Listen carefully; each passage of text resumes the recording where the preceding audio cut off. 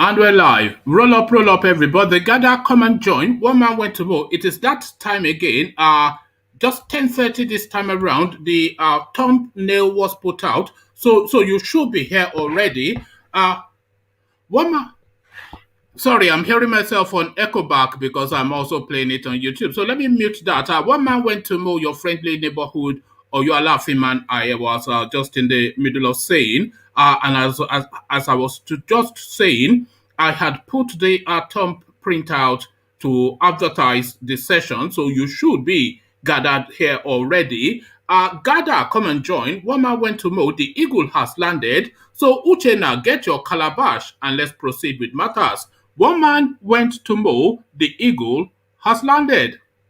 Water, only water, water, only water, where they see ma. Water,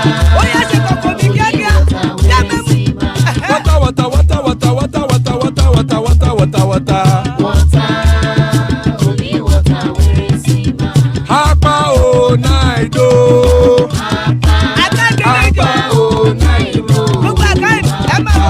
Hapa you don't come o.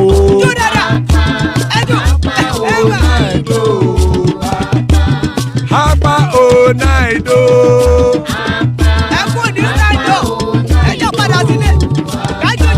Oro kẹ̀kẹ́ ẹlẹ́mù yé o. Ilé sọ́dí àkẹ́kẹ́ ẹlẹ́mù ré o. Bobby master kẹ̀kẹ́ ẹlẹ́mù ré o. Chief Fáìlà tí kẹ̀kẹ́ ẹlẹ́mù ré o. Eruku lẹ̀lẹ̀ ẹlẹ́mù dé. Eruku lẹ̀lẹ̀ ẹgbẹ́ ẹlẹ́mù dòde ojàre o. Eruku lẹ̀lẹ̀ Ghana ti dé ẹgbẹ́ bọ́dì o. Ọmọ ẹlẹ́yẹ ẹyẹ o ó dilé o. Odúyẹ̀lá ẹyẹ o ó dilé o. Petrosonama ẹyẹ o ó dilé o. Petrosodúnkẹ́ ẹyẹ rẹ̀ ó dilé o. Ẹlẹ́kọ̀ ọ̀run mú ìní o.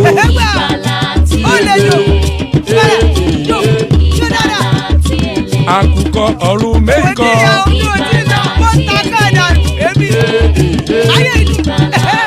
Ikú kò ní rí wa gbéṣe o. So there you are. Iku kò ní rí wa gbéṣe, ìgbàlà tí ele. So gather, come and join. One man went to mow. So let's just get straight into it. Nnamdi Kanu's arrest, no human rights violation. IHRC absolves Nigeria, Kenya. So it looks as though absolution has been granted internationally for what happened in Kenya. Outrageous, but we'll go into that. So that's the first story we'll be looking at. Senate exposes Buhari's blunder, rejects Lauretta Onochie as INEC commissioner. So why they went down this route in the first instance is something that befuddles, but we'll discuss that in some depth. Reaction trails Lauretta Onochie's rejection by Senate. So we get the fallout from that. A story we covered yesterday is still continues to reverberate within the space.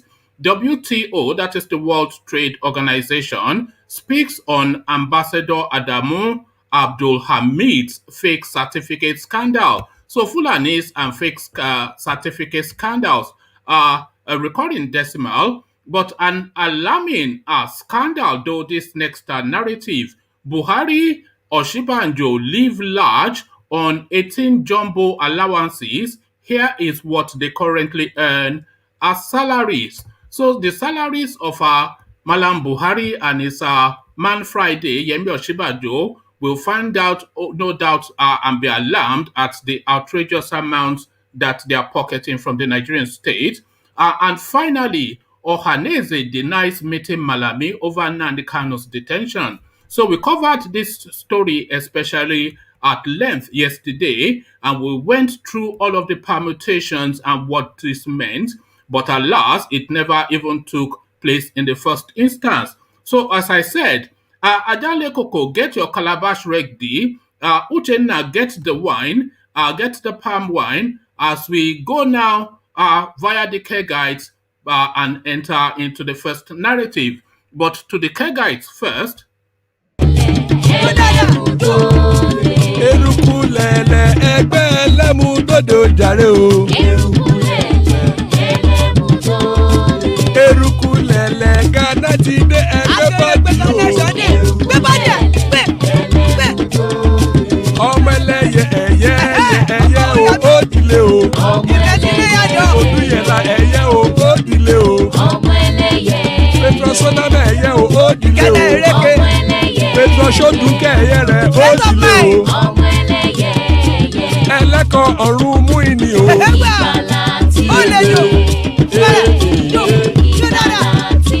àkùkọ ọ̀run mẹ́kọ̀.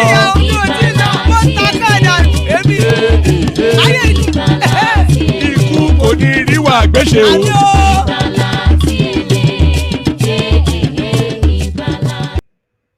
So ikú kò ní rí wa gbéṣe ìgbàlà tí ele he.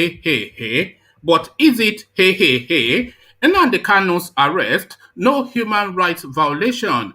IHRC absolves Kenya and Nigeria. So now let's now look at the language of this absolution. The International Human Rights Commission has stated that there was no human rights violation in the events leading to the rearrest of the fugitive leader of the indigenous people of Biafra, IPOB, Nnamdi Kanu. Correspondents gathered that the commission, based in Geneva, has admitted receiving no fewer than 25 petitions from individuals and groups worldwide in respect of Mr. Kanu, who was currently rearrested and repatriated to Nigeria to face trial over alleged treasonable felony. The international human rights body said in a statement dated July the 7th, 2021, disclosed that a majority of the petition, which came from Nigeria,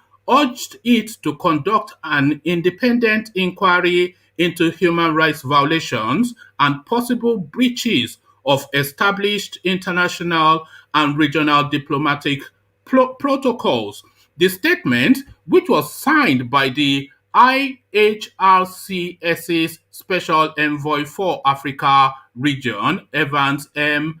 Matavi, so Adams M. Mutavi, and International President for Kenya, revealed that an independent investigation was carried out on the matter, and it was disclosed that there was no violation of Nnamdi Kanu's human rights in the events leading to his rearrest and repatriation to Nigeria.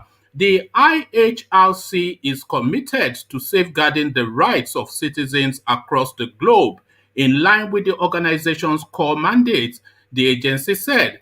The commission, upon investigation, is unable to establish a case of human rights violation of Nnamdi Kanu in Kenya by the special police forces. The commission is convinced that the Kenyan government played no official role in the event that led to Nnamdi Kanu's arrest. The commission expects the Nigerian government to follow up the trial of Nnamdi Kanu in line with the country's laws and respect for human rights. The commission has resolved to monitor the trial of Nnamdi Kanu to ensure that his human rights are not violated by the Nigerian government, the IHRC stated. So an absolution then for Nigeria and Kenya by the International Human Rights Organization. No wrongdoing is the answer. What amount of dollars was collected is the report, no doubt from the Eastern Quarters. So still within the Eastern Quarters we remain, and to one of their daughters, a controversial person, Lauretta Onochie, Senate exposes Buhari's blunder, rejects Lauretta Onochie as INEC commissioner. So this is a story that has been reverberating throughout the Nigerian media landscape, in fact, in almost every Nigerian home still, that what audacity is this to have a party member be put forth as a INEC commissioner. But it looks as though the Senate has developed somewhat of a momentary backbone as, again, Senate exposes Buhari's blunder, rejects Lauretta Onochie as INEC commissioner. The personal assistant to the president on media, on new media, Lauretta Onochie, cannot be a commissioner of the Independent National Electoral Commission INEC for now, despite President Muhammadu Buhari's nomination, the Senate Committee on INEC has said. This is because there is currently no vacancy for Delta State, where she hails from, as a national commissioner. Chairman of the committee, Kabiru Gaya, who presented the report of the report of the vetting done on Ms. Onochie's nomination, said the committee therefore recommended that the presidential aide's appointment be rejected. Mr. Maya said she was disqualified based on federal character principles, as there is currently a serving commissioner from Delta State, where she hails from. So on a technicality rather than on the basis that she's a card-carrying partisan person, by nominating Ms. Onochie, the president committed another blunder in addition to his disregard for the Nigerian constitution, which forbids him from nominating partisan individuals for such positions.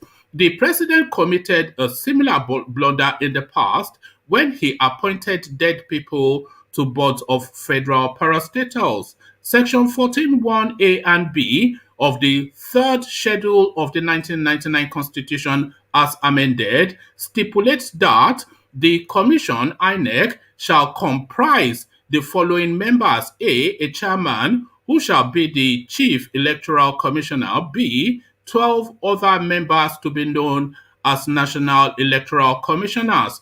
That means that 2 national commissioners must be drawn from each of the country's geopolitical zone. That was also the part of the law the president referred to when he wrote to the Senate seeking the confirmation of the appointment of Ms. Onochie and 3 others.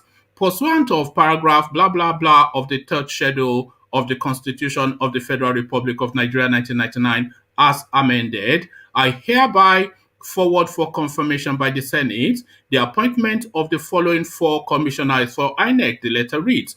So,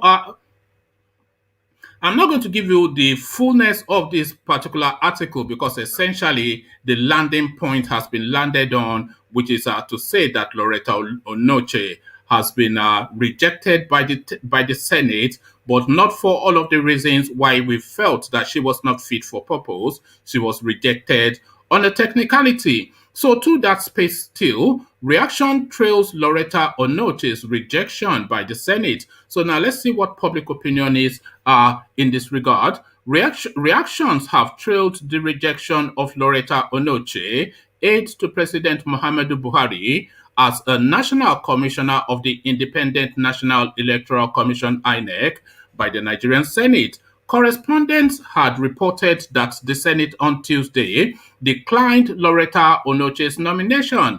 In a report by the Senate Committee on INEC, Senator Kabir Gaya said her nomination breaches federal character principles. Gaya cited Section 14(1)(3) of the Constitution, stating that somebody was already a commissioner from her zone, and the law remains clear about that. Reacting, some Nigerians on social media hailed Lauretta Onochie's rejection, saying it was a victory for democracy. Others, however, urged the Senate to pass the Electoral Act bill. Here are some of the comments gathered by correspondents. So here is one comment. Ike Ikeremadu did wonders here. The worst is that she can't go back to APC after she has denied them 3 times. So, of course, we remember as a part of the paving of the way to get into INEC, she had denied that she was any longer a member of the APC, and her local ward of the APC has also distanced themselves from her. So effectively stock up Sheets Creek, essentially, rudderless without a paddle in the middle of the sea. This is where Lauretta Onoche finds herself. So this is another commentator. Thank you. And thank you at I am HMS Dixon and other members of the committee for preserving our democracy. So essentially just a celebratory reaction from almost the entirety of Nigeria that we have avoided, at least in this instance, this level of this new low that Buhari was about just to sink us to. But another law that Buhari has already succeeded in sinking us to, the ambassador to the World Trade Organization, of course, as Fulani with fake certificates exposed in the papers just the week prior. The World Trade Organization now takes a position. The World Trade Organization, of course, headed by Madam NGOZI Okonjo-Iweala. So now let's now see what the voice from the East says to the errant Fulani. World Trade Organization speaks on Ambassador Adamu Abdul Hamid's fake certificate scandal. So World Trade Organization, essentially, Madam Ngozi, the World Trade Organization has told correspondents that it would not yet comment on the scandal surrounding the procurement of a fake degree by Adamu Abdul Hamid, Nigeria's ambassador to the World Trade Body. Mr. Abdul Hamid was last week appointed the ambassador to the Geneva-based World Trade Organization to serve for 4 years. He had previously served as the acting head, charge d'affaires of the Nigerian Trade Office to the World Trade Organization. He claimed to have obtained a master's degree in business management and leadership from London Graduate School, United Kingdom, a claim the institution denied in an email sent to correspondents. So here is the response from the institution that these are fraudulent Fulani claims that he got his certificates from. So the newspaper got in touch with the institution to inquire about this guy, and this is what they say. The individual you mention is not known to us and has not been a student with us at any time. So you don't get more categorical than that. The individual you mention is not known to us and has not been a student with us at any time. It's not that he's not a student with us. It is not that he's not currently a student with us. It is not that he is no longer with a student with us. They are quite clear in what they are saying. They say that he's not known to them and has not been a student with us at any time. So not an ex-student, not a current student, not even somebody that is waiting to be a student. But of course, the representative of Nigeria, the Fulani representative under the Nigerian flag to the World Trade Organization, insists that he has certificates from this school that has never met him before. According to the UK school, students are not directly admitted into the institution as it lacks degree awarding powers, so it gets even worse. But when reached for comments on whether it would take up the matter, the World Trade Organization said it had no comment to make. Please note that we have no comment to make on this, it said in an email to correspondents. President Muhammadu Buhari had approved Mr. Hamid's appointment in a letter sent to the office of the Chief of Staff to the President, Ibrahim Gambari. President Muhammadu Buhari had approved Mr. Hamid's appointment in a letter sent by the office of the Chief of Staff to the President, Ibrahim Gambari, to the Ministry of Industry and Trade and Investment, Niyi Adebayo. So that would have been the person in charge of that ministry. Many prominent persons have been involved in certificate alteration and forgery. And by the way, let's just pause there for a moment. You'll recall, of course, that this was the thing that they used to drum Senator what is his name again? Davido's uncle. I remember the name now, but that Osun State senator that won Osun State, but they used him not having certificates or fake certificates to bully him out of his victory and place Oyegun or whatever his name is there, Tinubu's cousin. But then, of course, in the same breath, they are sending this guy now with certificates from an institution that said he has never been in that space before. They are sending him to no less prominent and an esteemed organization as the World Trade Organization. So this is what is going on in Nigeria, and you wonder why the country continues to fail. Many prominent persons have been involved in certificate alteration and forgery, which has somewhat become a norm in struggle to hold public office.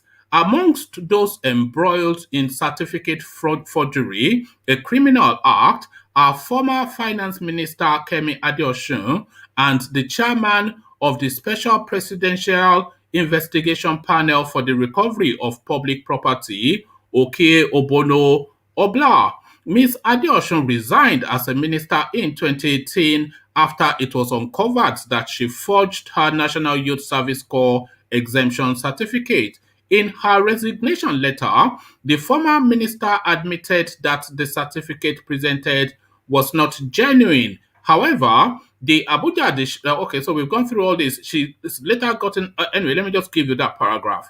However, the Abuja division of the Federal High Court on Wednesday held that the NYSC certificate based on the Constitution was not a mandatory requirement to hold a political office in the country. So essentially, the main story is now this Fulani with no certificate. That is not essentially the news, because the news will be a Fulani with a certificate.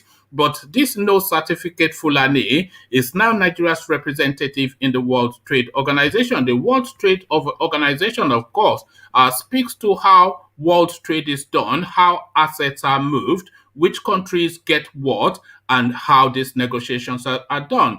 Sharp wit, high functioning, quick movement, interpersonal skills, all of these things required, but certainly not somebody with a with fake certificates. So already you can see that we're not going to get anything out of that World Trade Organization. But this guy, of course, will go fat on the dollars from Esther Code. So another fake certificate, Esther Code, Fulani man. So now we're talking about fake certificates and Esther codes. Certainly no certificate Malam Buhari, but plenty certificates OSINBAJO, but the fat salary they enjoy together. Buhari OSINBAJO live large on 18 jumbo allowances. Here is what they currently earn as salary. So to the salary of the Aboki and the law professor, President Muhammadu Buhari's official monthly salary is about 1.17 million naira.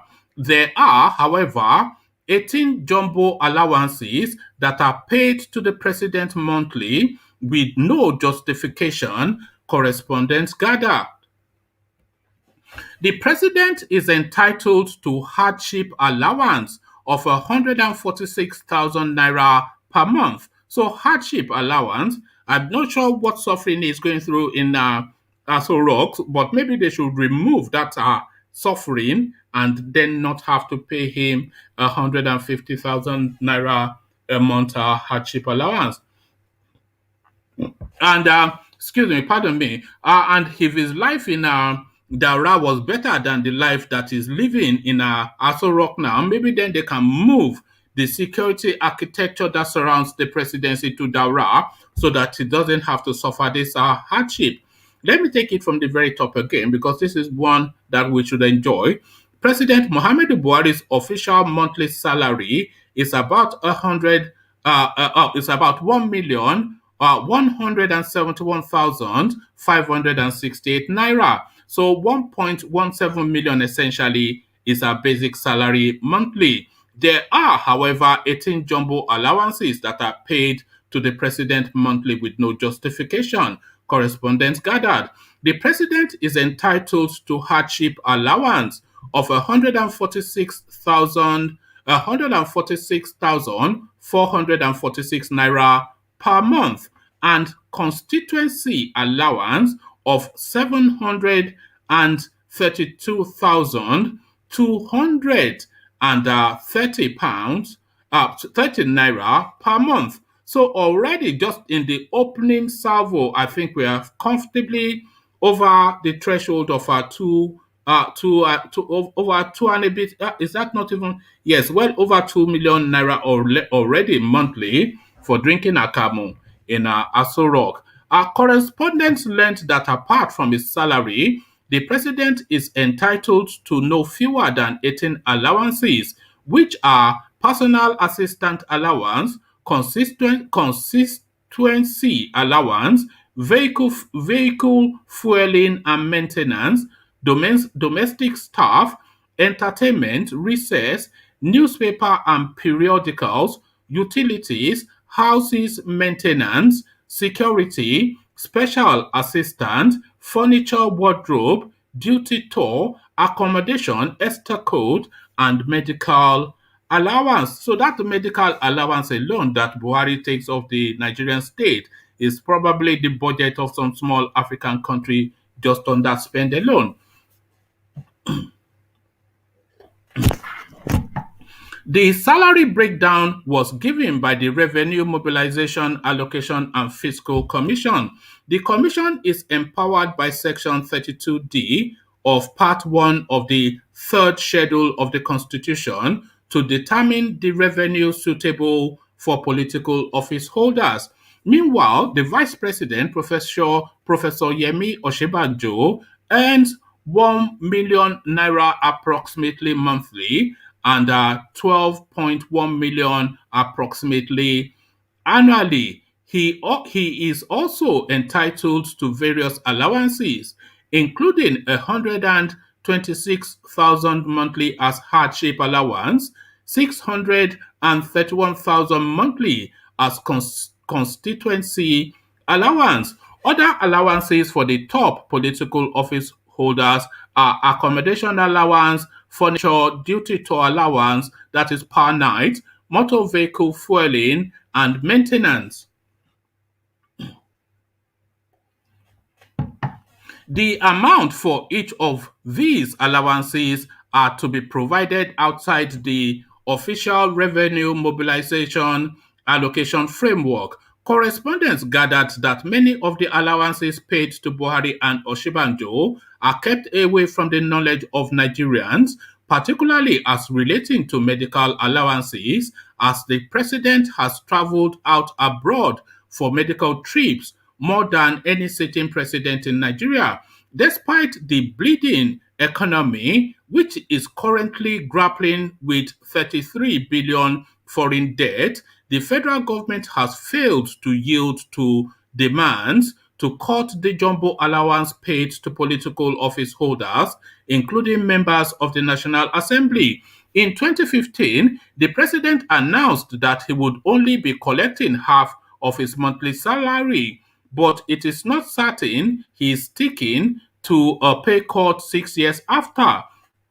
Only on Monday, a rights organization, the Social Economic Rights and Accountability Project (CERAP), asked the Federal High Court in Abuja to order the RMAFC and other National Salaries, Income and Wages Commission to review downwards the remunerations and allowances of Buhari, Osinbajo, the 36 governors and members of the National Assembly. The group had said that the duo should do this by performing their statutory function. Syrup, in a suit number blah blah blah, filed on Friday, sought an order of mandamus to direct and compel the RMAFC to send its downward review of the remuneration and allowances of these high-ranking public office holders and recommendations to the National Assembly for appropriate remedial and legislative action as provided for by the Nigerian Constitution 1999. Syrup said slashing jumbo pay for the high-ranking political office holders would reduce the unfair pay disparity between political office holders and judicial officers. Syrup is also seeking an order of mandamus to direct and compel RMAFC to perform its mandatory constitutional duty to urgently review upwards the remunerations, salaries, and allowances, as well as the conditions of service for Nigerian judges. Joined in the suit filed on behalf of Syrup are its lawyers Kolawole Oluwadare and Ms. Adelanke Aremo, Senate President Ahmed Lawan, Speaker of the House of Reps Femi Gbajabiamila for themselves and on behalf of members of the Senate and House of Representatives and the National Judicial Council. So their woof been enjoyed by Malam Buhari and his body bodies, essentially. So to the last narrative, Ohanaeze denies meeting Malami over Nnamdi Kanu's detention. So we spent quite a bit of time reminiscing and musing over this thing that came out yesterday with Malami essentially patting Ohanaeze Ndigbo on the back and calling them good boys for doing the right thing. But alas, it looks as though that was a Photoshop and photo trick, something that we have now come to know this especially Buhari administration for. So Photoshop and photo trick, as again, Ohanaeze denies meeting Malami over Nnamdi Kanu's detention.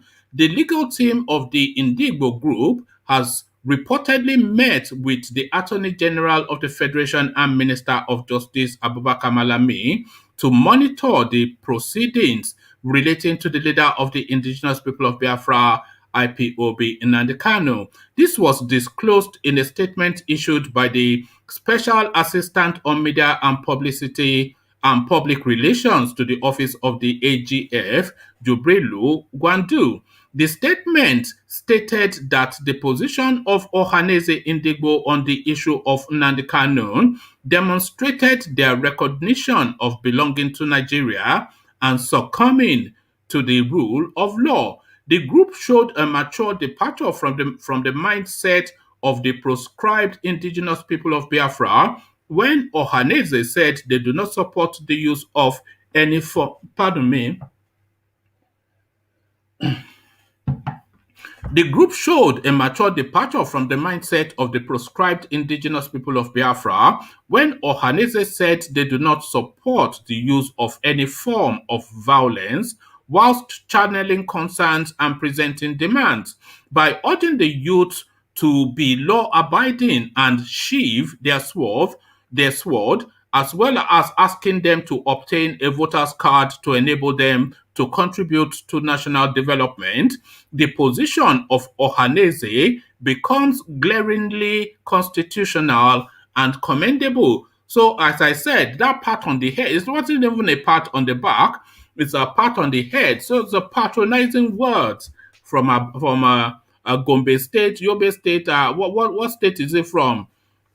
From a Gombe state or whatever state, Yobe state, Kebbi state, yes. Patronizing words from Kebbi state born Uthman Danfodio University trained Aboki called Abubakar Malami towards the mighty Ohanaeze Ndigbo. So let me just take that paragraph again. There you see exactly why I am calling it patronizing words. It's not even a pat on the back, but a pat on the head. So this Aboki essentially patting Ohanaeze Ndigbo on the head. The group showed a mature departure from the mindset of the proscribed indigenous people of Biafra when Ohanaeze said they do not support the use of any form of violence whilst channeling concerns and presenting demands. By urging the youth to be law-abiding and sheathe their sword, as well as asking them to try to obtain a voter's card to enable them to contribute to national development, the position of Ohanaeze becomes glaringly constitutional and commendable. So there you are. That is a man from Kebbi State saying that to Igbo people, glaringly constitutional and commendable. So if that is not a patronizing pat on the head, and then I don't know what is. But he carries on. Malami also stated that the current administration respects the rule of law and does not advocate for the breach of the law. Hence, with or without the so-called monitoring group, justice will adequately be served to Nnamdi Kanu in compliance with the enshrined provisions of the law. He also expressed hope. I'm looking for the denial of the Ohanaeze here. Okay. He also expressed hope that, because this is sounding like what we read yesterday, but let me just give you the fullness of it since it's the last one we're reading out.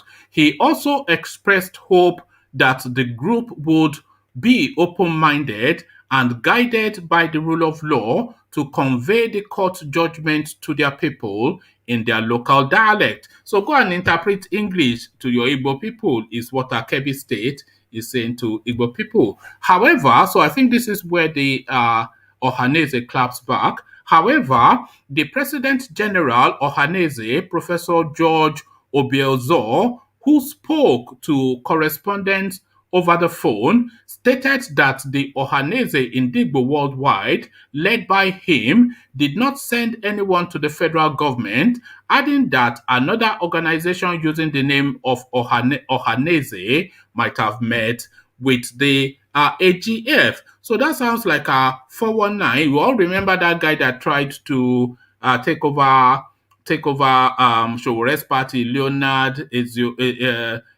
something or the other. So this is that sort of behavior again coming out of the East.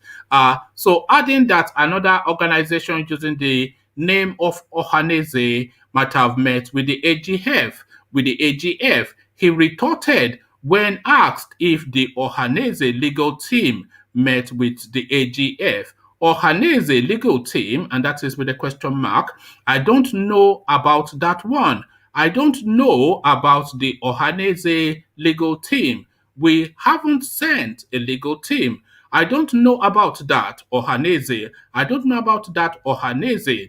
Maybe it is another Ohanaeze wherever, but the Ohanaeze worldwide, the one led by me, has not sent any legal team yet to him, Malami. We constituted our team just on Saturday, led by the Ohanaeze National Legal Advisor, he said. So Boju abracadabra, lies telling or whatever, but certainly a categorical denial from the foremost face within, from the foremost voice within the space. Good to see you again, Pansat. Ajale Koko, I see you. Engineer, good to have you. So to you first, Pansat, and to the narrative. So you know what the talking points are. Nnamdi Kanu's arrest, not a violation. Nnamdi Kanu's arrest, no human rights violation, and it is the police person, it is the umpire, it is the custodians of that particular space speaking, the International Human Rights Commission. So a categorical get out of here. They've had just an avalanche of petitions from Nigeria, almost certainly from the eastern quarters. They've said they've had a look and they've dismissed it out of hand. So the kidnap and the rendition of Nnamdi Kanu from Kenya to Nigeria, not a violation of his human rights. That is the umpire, the body that superintend that space. They are the ones speaking. Senate exposes Buhari's blunder, rejects LAURETTA ONOCHIE. So to that space, and World Trade Organization, we did this yesterday as well. Ambassador Adamo with his fake certificate. Is Madam NGOZI Okonjo-Iweala going to cover for him? And the jumbo eye-popping salaries and allowances that just these two elements are Buhari and his man Friday OSINBAJO are enjoying at the expense of Nigerians. So to all of that, Panzat. Okay, good day to everybody. How are you doing? I would leave the Nnamdi Kanu matter because I'm biased in that sense. So I'm sure the rest of the panel will be able to cover that one. Okay. Let's go then to the Senate are rejecting Lauretta Onochie, and they're celebrating this as a victory for democracy. But of course, her name should never have been tendered in the first place. An active and a leading member of the ruling party being put forward as an umpire to superintend elections. I mean, just nonsense. Absolutely. Lauretta Onochie. Pure nonsense. And the Senate, we have to commend them this time for doing the right thing, even if they did it with not the particular reasons why they should do it. It should have been rejected out of hand, and the executive branch admonished for doing something like that. And the thing that that bothered me as well, they are rejecting it on a technicality and Right. not that it's a flouting of the law. They are Exactly. saying that they already had representation from that region and it conflicts against federal character. So they are rejecting it on the basis of federal character and not on the basis of the fact that she's a leading frontal, one of the most active members of the leading party, at least the ruling party in Nigeria. So they are not rejecting her on the basis of partisanship. They are Right. rejecting her on a technicality. Exactly. I thought that you covered that very well. Your analysis on that was spot on. You eloquently pointed out. But we have to give them the credit anyway. They did it by a soft landing. They didn't want to litigate the issue. So they just used the technicality. If they've been doing that much, we won't be complaining as much as we're complaining. If they do the right thing, albeit with the technicality, fine. But this time they get kudos from me for doing that. And I think you covered that very well. Your analysis was spot on. And also you pointed that out. So on the other issue. Okay, let me take you through it one by one. So let's go to the World Trade Organization. So now a representative has been sent to the World Trade Organization. You know what the World Trade Organization is, and you know Yes. its relevance within the global space. So Yes.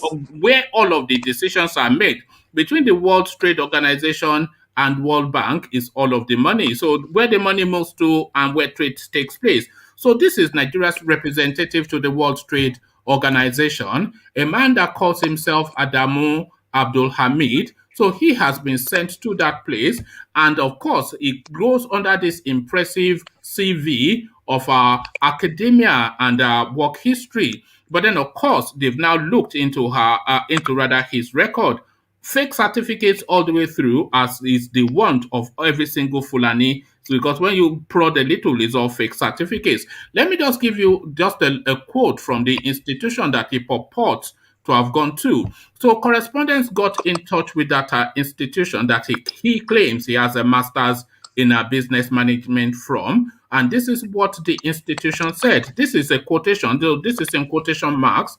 The individual you mentioned is not known to us and has never been a student with us at any time. So this is the person sent by Nigeria to the World Trade Organization. I mean, I am alarmed, but I want to hear what your thoughts are. It's astonishing. Okay.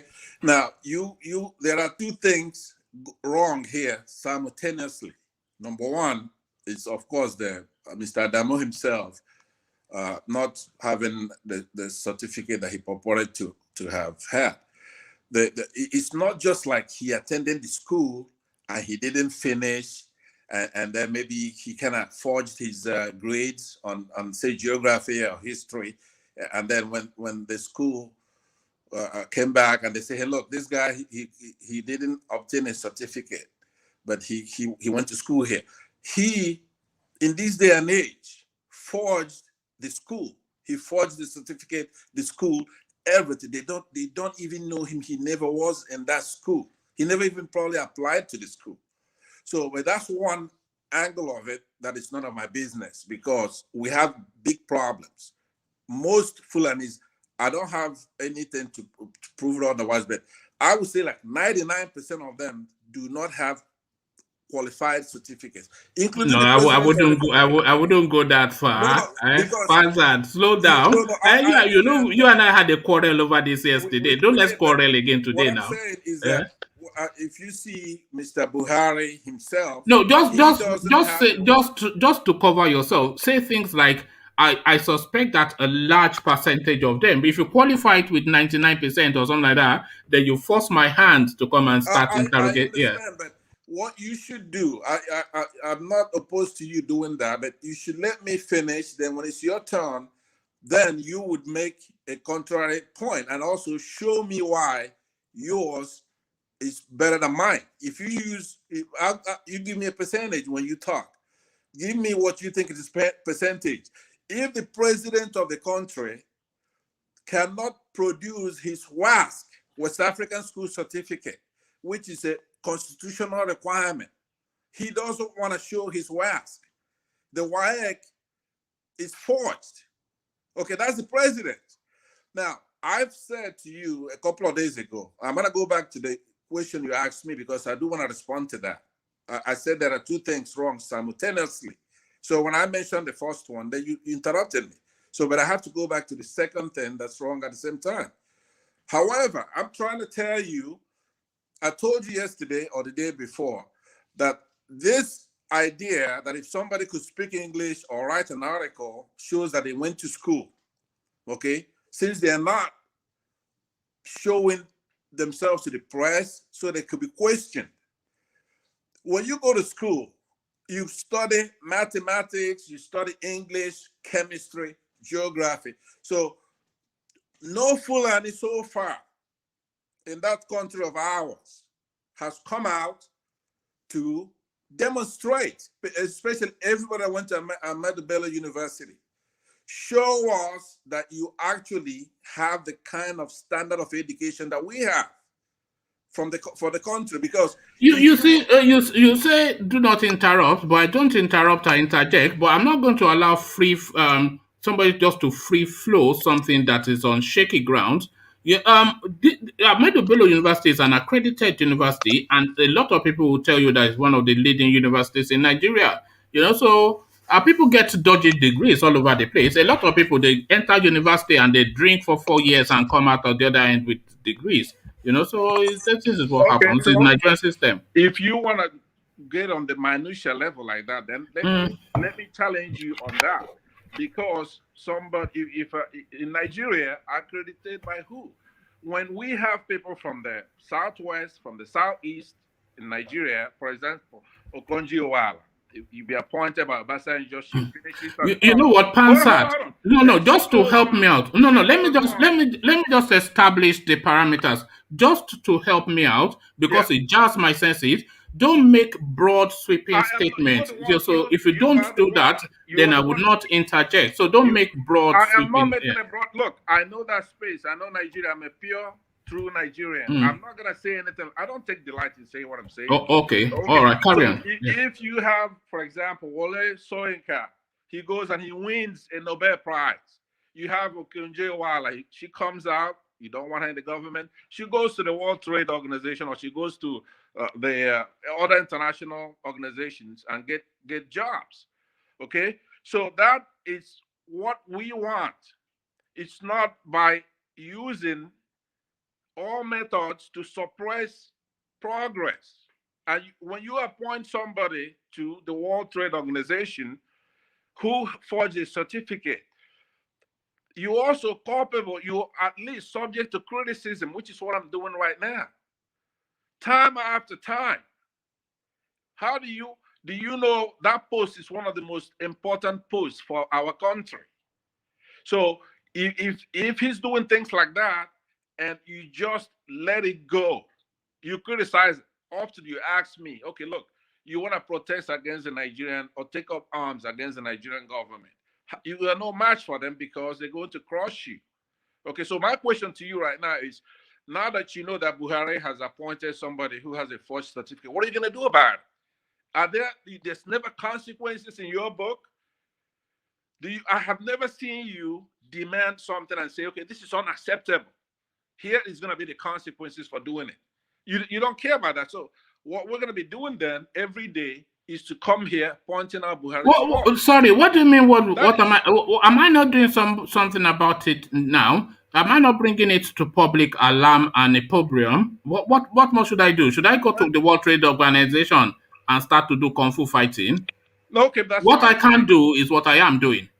That is the difference between you and I. Now, if that's the extent of what you're doing, then I don't want to be a part of that, because I want something done. If you, for example, if you kill those many shares, for example, like I was saying yesterday, right? As far as I'm concerned, we're going to have to do something about that. It's unacceptable.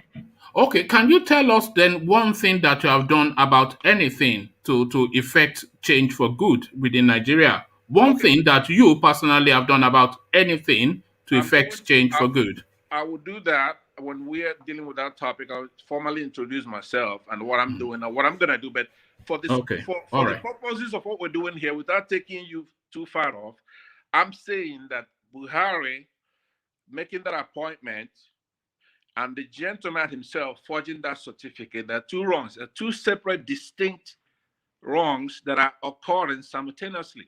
But then we have to put it all together, because I'm the kind of police or cop. If I'm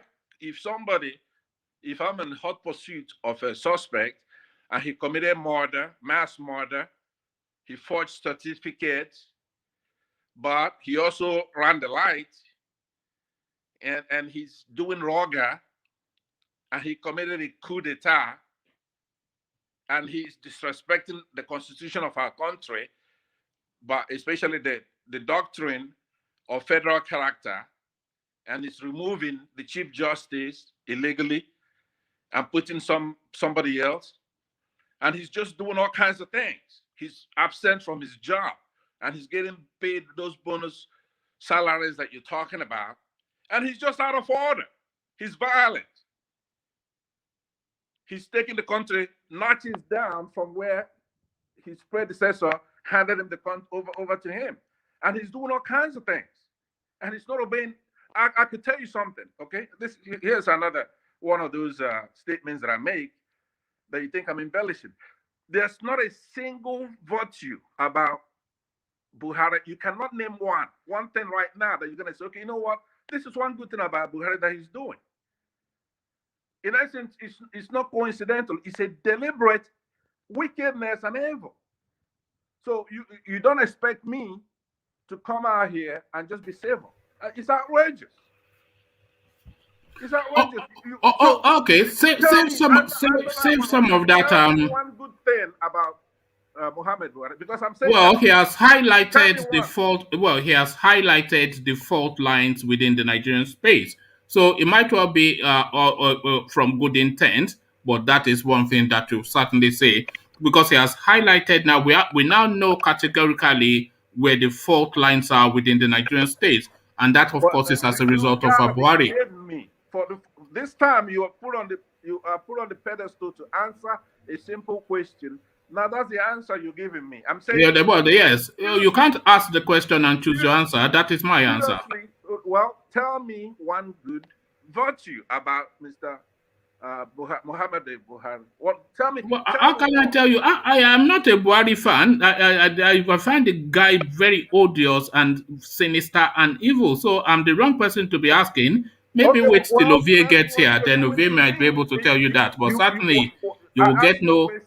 It's a very simple question. You can't answer that question. You know why?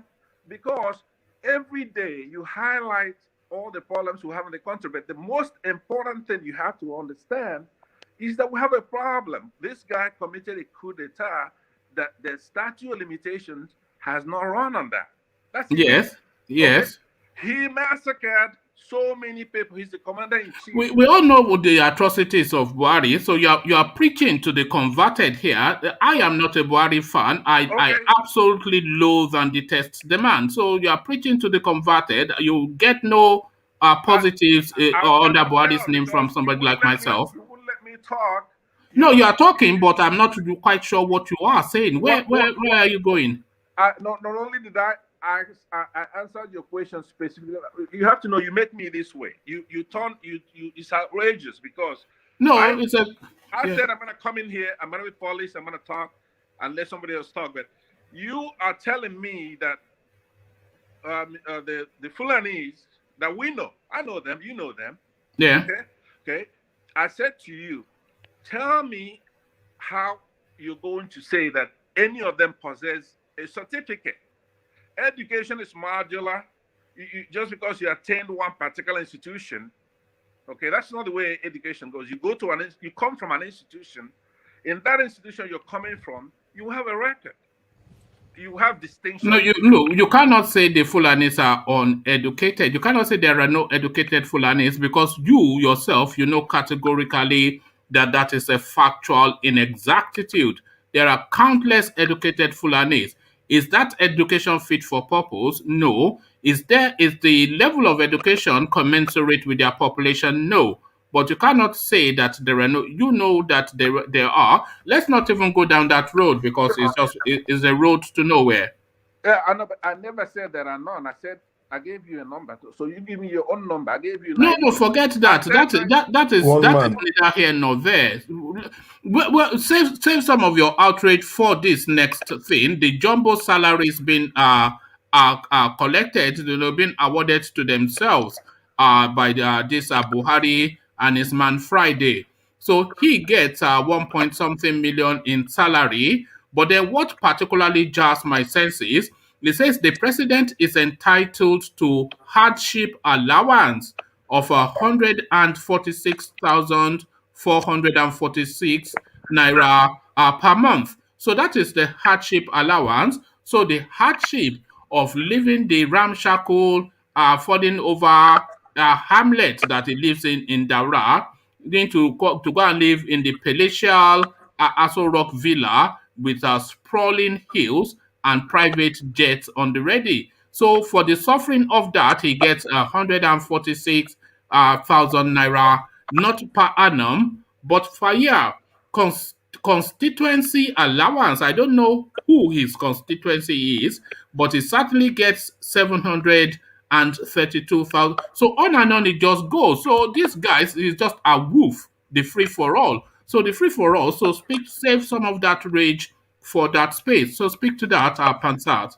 Okay, I would say, like what I said before, I'm the kind of cop or police, or if Buhari is committing coup d'etats and he's massacring people, our fellow citizens, I'm gonna leave that to Ajanle Coco and engineer to tackle. I am not concerned about that, knowing that not only is Buhari printing currency, keeping budget. Nigeria's budget for 2021 is $34 billion, and it was aggregated with $29 for a barrel of oil. Oil is almost at $80. That money is almost triple of the budget. They are not even talking about that. That Buhari is taking. You are aware that there's hold on. You are aware that there's an excess crude oil account that Nigeria has always operated. I am aware that his predecessor set up something like that. No, that has always been the convention. They benchmark the Nigerian budget on a specific dollar price, and then they have an excess crude oil account, which traditionally has always been the tradition of managing the country's finances.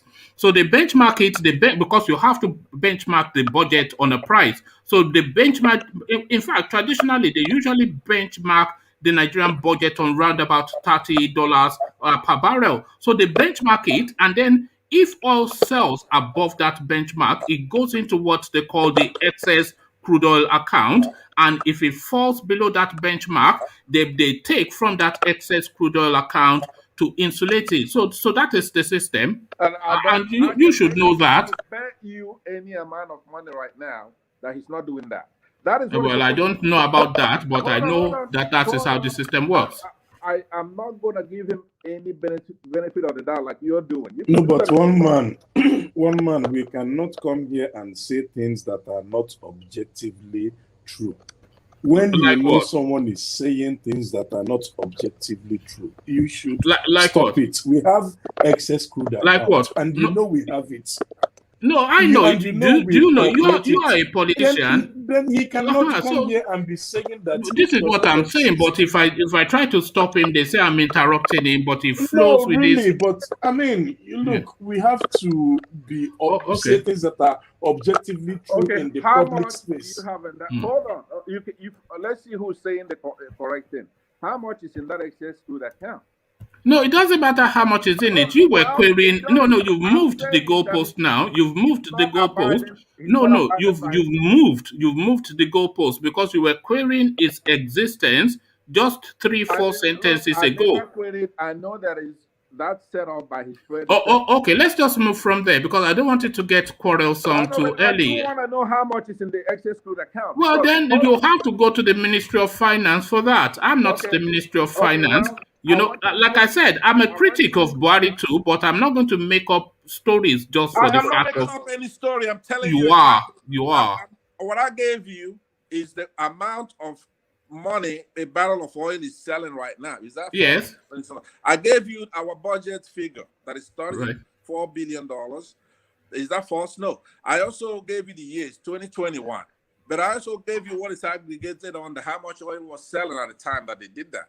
So if I come out and I'm talking, I am not the kind of person that's gonna come and embellish a fact because that will come. I beg, make you put the OPEC cuts. Nigeria is part of OPEC. OPEC has a cut on production from all its members. We are not producing the same volume that we were producing.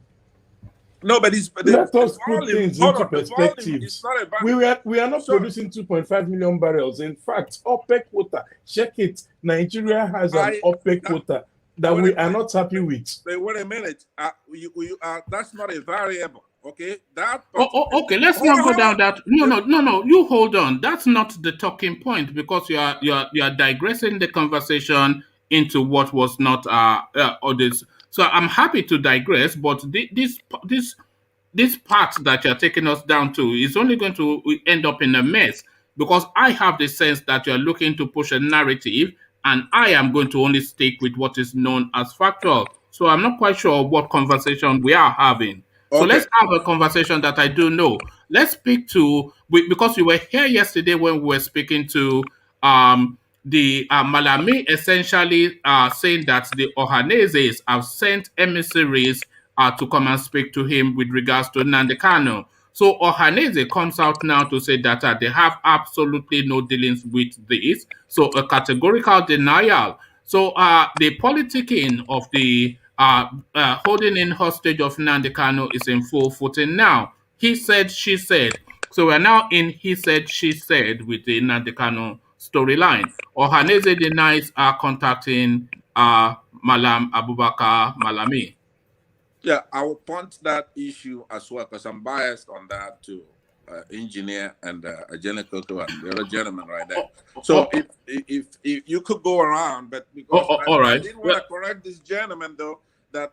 No, you get to speak with him. I do warn you though, he's a robust character. You get to meet him in a moment. Is no shrinking, Yeah, but what I'm saying, hold on. He mentioned the volume that is allocated by OPEC. Okay, right. So before the budgeting, that volume is a constant. Okay, that's not changing. The variable is the price of oil. They didn't cut down or increase after the budgeting. It's budgeted with a certain volume. Okay, for the fiscal year 2021. So his point is mute. It doesn't matter because it's not the volume. It's not a variable. His point essentially is because you were trying to put some coloration on the differential between the benchmarked amount for the budget and the current price of petroleum. That where is it? And I did try to tell you yesterday that the people on this platform, they are well-traveled, highly educated. These are high-functioning people that you are speaking to. So you have to bear that in mind. My audience, they are high-functioning people. So you have to bear that in mind. I am not addressing the panel. I know that they already know. I come on here to talk to those who are going to watch this later on. They may or may not know. I will assume that anybody who's interested this, for example, let me just say this and I'll cap it off, then you go around. With Buhari, he could go and panel a body and say, look, I want you to investigate the former EFCC chairman. Apparently, is accused of stealing money, and he get the Salami committee together to do an investigation, and then he will fire or relieve the guy. First of all, when he appointed him, he's acting. So when he's fired, he's actingly fired. And he will never address the country. He will never show that Malami commission. He will never show those what do you call that? The confiscated properties or whatever. And that just goes into a big hole. That's done. We're done with that.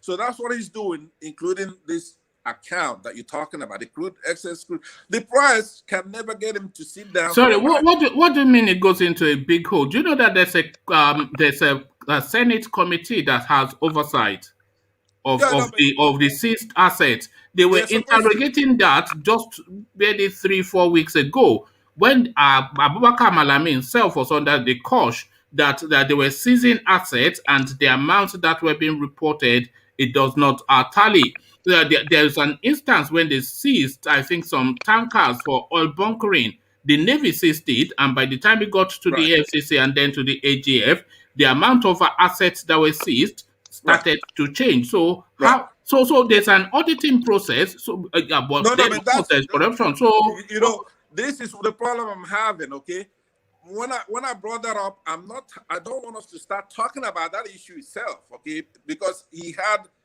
what he call a Salami commission to look at it, to know if the guy is going to be permanently fired or not, and then to disclose what that particular investigation revealed. That is done. The guy he replaced the EFCC chairman, Mr. Magdu, right? So I'm not bringing this up so we can start discussing that issue, but the point is that the pattern of Buhari not respecting Nigerians, he doesn't present himself to be questioned, and he will never reveal the content of that particular investigation. Okay, I know Sahara reporters, so many have been trying to. You do know that not everything is published. There are certain things that are redacted for reasons of expediency, politically or nationally, or for whatever reason. Yeah, but reduction, are you trying to tell me that he's supposed to institute a panel to investigate Mr. Magdu, okay, and then he will relieve him from there, replace him, and he will not make public. But if you've acknowledged two processes there in that you're wanting to punch him, before you could land that punch you wanted to land on Buhari, you acknowledged two processes. He set up a panel to investigate a sitting anti-corruption czar. He set up a panel and he relieved him of his position. But then the punch he wanted to land was that he has not published the report of that panel. But you acknowledge that he set up that panel and he relieved this guy that he appointed of his position. Okay, yeah, but then his critics, for example, Showere, are saying, why was he relieved? Why was he fired? In essence, the allegation being that he himself is saying... Presumably for wrongdoing. They did not fire him for doing the right thing, so presumably for wrongdoing. No, but that's not what we are hearing from people who are more trustworthy than Buhari himself, which will be Sowore and his... And the Salami panel, by the way, that's a Yoruba man, a Yoruba judge, not a Fulani judge, that was set up to investigate that guy. Right. And I have faith in Mr. Salami, okay? I think he's one of those gems that we had in the past. But the point is, if he doesn't release that particular document, so there's it could be redacted. They could have redacted the document to be released at times. So how many documents do they release in America that they release it 100 years later for reasons of whatever expediency? I know, but it's a political space. You could never have a process in the United States where an investigation is done. Okay, you could redact some things, but if you have an investigation done, then you're gonna have to release that information, especially if they don't redact him for They don't redact reports for reasons of national security in America. What are you talking about? No. I said they will redact certain pages or lines. Yeah. But, okay, but you cannot just fire the guy and he's saying, "Hey, look, I'm innocent. I didn't do X, Y, Z." So you can't just fire him without them making that particular those files public. Okay. All right. Do you understand what I'm saying? So I do understand what you're saying, so, and as I said, I am a critic of Buhari too. But I like things to I don't just throw. Yeah. No, you are knowledgeable. What I'm saying is that I'm not saying that to litigate the factual aspect of it, the material what of that, but I'm saying the pattern of a man who has absolutely no respect for any of the Constitution. He is supposed to be held accountable.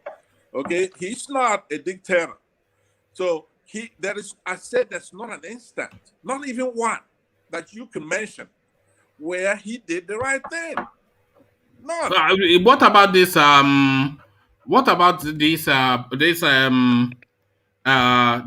one that you're talking about? The Magu that was sacked. Are you saying that's the wrong thing to do? Magu, it's looked upon by many. I'm not one of those. Okay, I don't like him. But a lot of people think that he was doing a good job. A lot of people think that he's an honest EFCC chairman. But I looked at him as a fruit of a rotten tree, in the sense that the Northerners only dominate the EFCC. So unless they have an EFCC chairman from the South or a Christian, so I don't look at him in good light. But a lot of people do.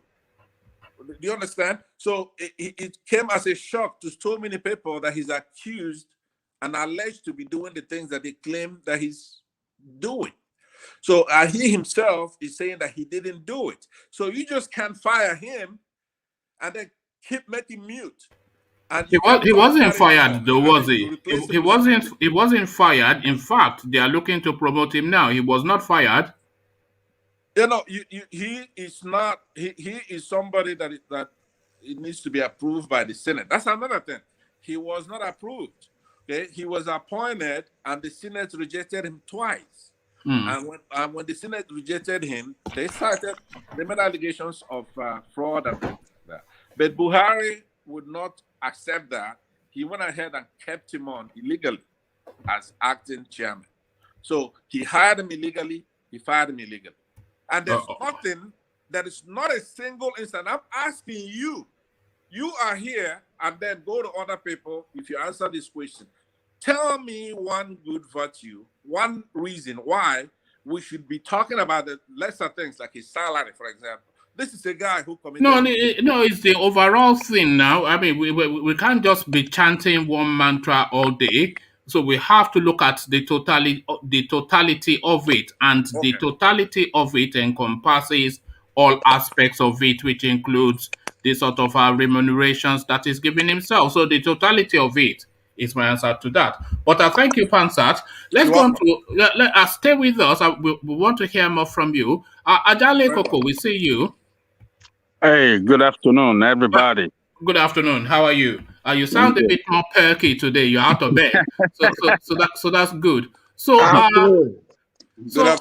yeah, you can speak on the Nnamdi Kanu space. The International Human Rights Commission has given both the Nigerian state and the Kenyans a clean bill of health, saying no violation of our human rights took place in the kidnap and rendition of Nnamdi Kanu from Kenya to Nigeria. Outrageous, or what is your opinion on that? Or LAURETTA Oneche rejected by the Senate. People are applauding it as applause, but should a name even have been submitted in the first place? The No School Sat ambassador to the World Trade Organization, Adamu Abdul Hamid, no comment is what the World Trade Organization are saying. We have never heard from him. We have never heard of him before. Is what the institution that he claims he got his certificate from are saying. Jumbo salaries and allowances are woof all round. Malam Buhari and his man Friday, Yemi Osinbajo. Adanle Koko, to you. Okay, let me start with Buhari's and OSINBAJO'S salary. It is good that we the actual amount that they receive on monthly basis is being revealed, but what the salary, the basic salary is not too much, as far as I'm concerned, for that position of president, because if you convert it to no, I agree with you on that one. Actually, I have to say, yeah, that basic salary is not too and much. even maybe some of the amounts are not earth shattering. They are not heart or however what time I was trying to use. They are not they don't seize your senses. They are not outrageous amounts, but it's just the headlines really. So they are saying hardship allowance of 146,000, which is not earth shattering, as I struggled to say. But what hardship is the question? So, what hardship allowance? What hardship is he undergoing from living his hamlet in Daura to go and live in some palatial place? What's the hardship that this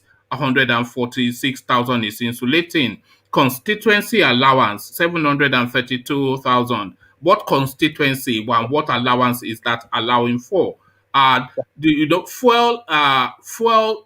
Vehicle fueling and maintenance, it gets paid for that. What vehicle is it? The presidential. I mean, just it's just the headlines. It's just and of course the real killer one. This is 10% of Nigeria's GDP, medical allowances. So of course, I mean, yeah, all of the central bank has been spent on hospital bills. So Malam Buhari and this man Friday are woof. The only one I could agree with on all those allowances is the medical, because essentially everybody need medical. Everybody needs some medical assistance, some kind of way, Medicare, some kind of way. But other allowances, hardship, newspaper, I don't know how they arrive at that. That is the corruption we're talking about in that country. Well, the one that hardship, it really annoyed me. But the other one that annoyed me is the fuel and vehicle maintenance. They are paying him for fuel and vehicle maintenance. Which vehicle is being fueled and maintained? Is he driving his personal car in the villa? What is the meaning of that?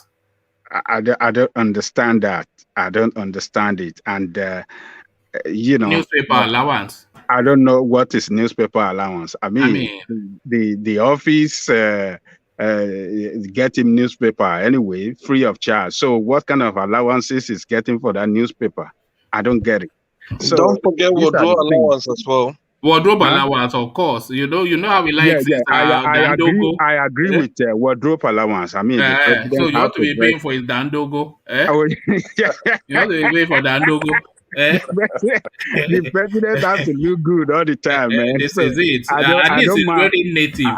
This is the one thing that I give Nigerian presidents. They wear our own traditional. You see all these ridiculous Africans, they'll be wearing suit and tie. Yeah, the president has to look good. He has to dress nice, and his health condition has to be, sound, and has to be mentally fit. I agree with that. The wardrobe and the health allowance, I agree with that. But the others, like newspaper, vehicle, fuel allowance, I don't know how they arrive at that.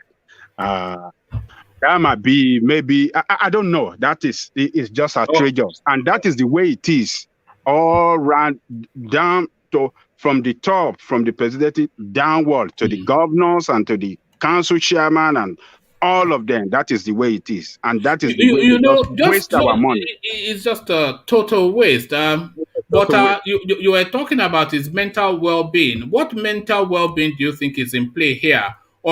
Just yesterday we were discussing Ohanaeze meeting with Malami, but the Ohanaeze now comes out to deny meeting Malami over Nnamdi Kanu's detention. So he came out in the papers, that is Malami, of course, with all of this rather patronizing verbiage in the direction of the esteemed Igbo group to say that, oh, they are good boys now and they are conforming with the constitution. But the Igbo, this is what the leader of the Ohanaeze says. Let me give you this paragraph. However, the President General Ohanaeze, Professor George Obiozo, who spoke with correspondents over the phone, stated that the Ohanaeze Indigbo worldwide, led by himself, did not send anyone to the federal government, adding that another organization using the name might have met with the AGF. He retorted when asked if Ohanaeze legal team met with the AGF. Ohanaeze legal team, so that is with a question mark. So when somebody is asking you something that is like that sort of what do you mean sort of thing? So Ohanaeze legal team, I don't know about that one. I don't know about Ohanaeze legal team. We haven't sent a legal team. I don't know about that Ohanaeze. Maybe it is another Ohanaeze wherever, but Ohanaeze worldwide, the one led by me, has not sent any legal team yet to him, and that is Malami. So that is what he said, and of course, the patronizing, patting them on the head sort of remarks from Malami. He says, this is what Malami said about Ohanaeze. He says, the group showed a matured departure from the mindset of the proscribed indigenous people of Biafra when Ohanaeze said they do not support the use of any form of violence whilst channeling concerns and presenting demands. By urging the youth to be law-abiding and sheathe their sword, as well as asking them to obtain voters' card to enable them contribute to national development. So this is the part that particularly, jarred me a little bit. It says the position of Ohanaeze becomes glaringly constitutional and commendable. So I found that verbiage somewhat patronizing, but then of course, you know me, a cynic. But what are you making of that? The he said, she said between Ohanaeze and the Aboki from Kebbi State. Why is Malami trying to spread propaganda against the IPOB or the Biafran people? I think he's doing that in an effort to, to rattle the IPOB and make it look like the Igbo people, or the representative of Igbo people, Igbo socio-cultural group, are now on the side of one Nigeria, and they don't really support Nnamdi Kanu, and they don't. They want Nigeria to keep that unity and prepare for the next election, 2023 presidency. So I don't know why Malami is, lying against Ohanaeze, because Ohanaeze, President General, has spoken and denied it. And the media, this is where the media should come in and really investigate it and push it. But do you not think that this Nnamdi Kanu situation has essentially turned into like a battle for public opinion thing, where people will be putting, because he has just put out a propagandist sort of statement. A lot of people would have seen what he said. Maybe not all of them would have seen the reply from Ohanaeze, but then of course what he has put out now is the reaching across from the Niger to now start to soothe the balm of this situation of Nnamdi Kanu. So he's essentially telling us that the Igbos are reaching out, but then of course the Igbos saying that they're not reaching out, not everybody will hear that. So the propaganda that is the capture of Nnamdi Kanu. So public opinion is what they are battling for now. But do you see there's one thing I look at on this what Malami has done. If somebody holding such a responsible high level position in the country can lie and spread propaganda like that. I mean, what do you expect such person to do? I mean, how do you expect him to handle Kanu's case in the first place? Is it going to be fair to him? Obviously, it's not going to be by all. I mean, putting this guy through trial, they are not going to be fair with him. You know, by what the way I observe his action, this lie that he has, spread out on Ohanaeze, tells me that he is not going to be fair with Kanu, and they will continue to lie to the nation and international community about the treatment they are, given on Kanu. So it's very bad if we have people at the top level position in our country and sensitive position lying to us. I mean, lying, not coming out with the truth. But just in that space of treatment of Kanu, the International Human Rights Commission, the vanguard essentially for human rights globally, have come out to say that they have received countless petitions from Nigeria, investigated how Nnamdi Kanu got back in custody of the Fulani government, and his human rights were not violated. So the kidnapping and rendering of Nnamdi Kanu from Kenya to Nigeria is not a violation of his human rights, according to this now revered international organization. I think they need to expatiate on that, on the statement they issued, because a lot of people believe that what they did to Kanu is against international law. They need to expatiate, not just issue out a blanket statement. I think what they would have been doing is to hide under some technicality. So broadly, he was kidnapped and renditioned, because what they are saying essentially is that the Kenyan government is not complicit. But then, of course, like you said, that is not telling the totality of it, because the Kenyan government is not complicit. Sits outside of the fact that the guy was kidnapped and rendered from Kenya to Nigeria. So if they were not complicit, were rogue elements within Kenya complicit, what could the Kenyan authorities have done better to protect him? How is his passport still remaining in that country and he's in Nigeria? So it's still a lot of questions. Adanle Koko. Yeah, I don't really.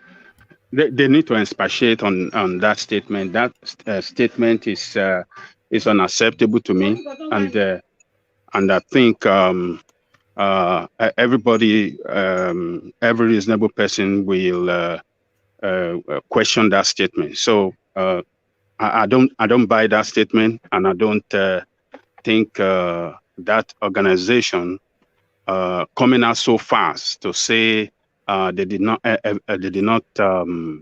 violate any international law is to me is not. I don't buy it at all.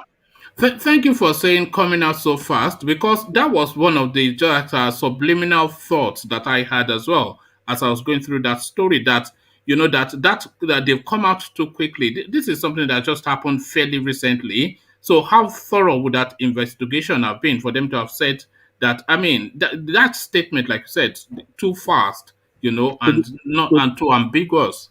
Maybe we have to. I won't be surprised if by tomorrow they issue out a contradictory statement to that. It might be a fake news, but we don't know. It might be. Nigerian government might be shooting at that fake news too, to confuse people. But let's wait and see. We don't know what. Just like we heard of Ohanaeze visiting Malami yesterday, and today we had a contrary story. So tomorrow maybe it's going to be a different story from what they said. So I don't trust this the government we have in Nigeria. They will go to all lengths to carry out propaganda. So I want to take that organization as a highly reputable organization, and I wouldn't expect them to come out so fast to say something, the statement they made that Nigeria and Kenya did not violate international law. When the international community, I think there are a lot of petition has gone to International Criminal Court of Justice.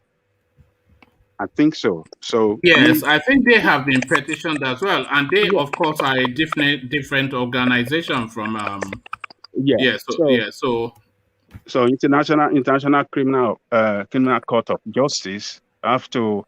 But do you think the International reliable. Criminal Court of Justice will want to go against the pronouncement of the human rights organization? Because these bodies, they tend to back each other up with.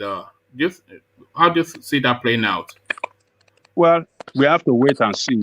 I mean, International Criminal Court of Justice have, I believe they have received a lot of petition as well, and they have to address it.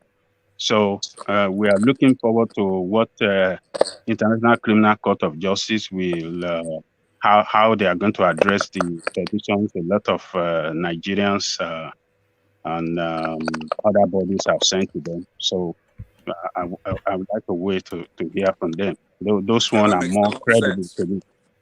Those ones are more credible to me. Sorry, who's that? Who's coming in?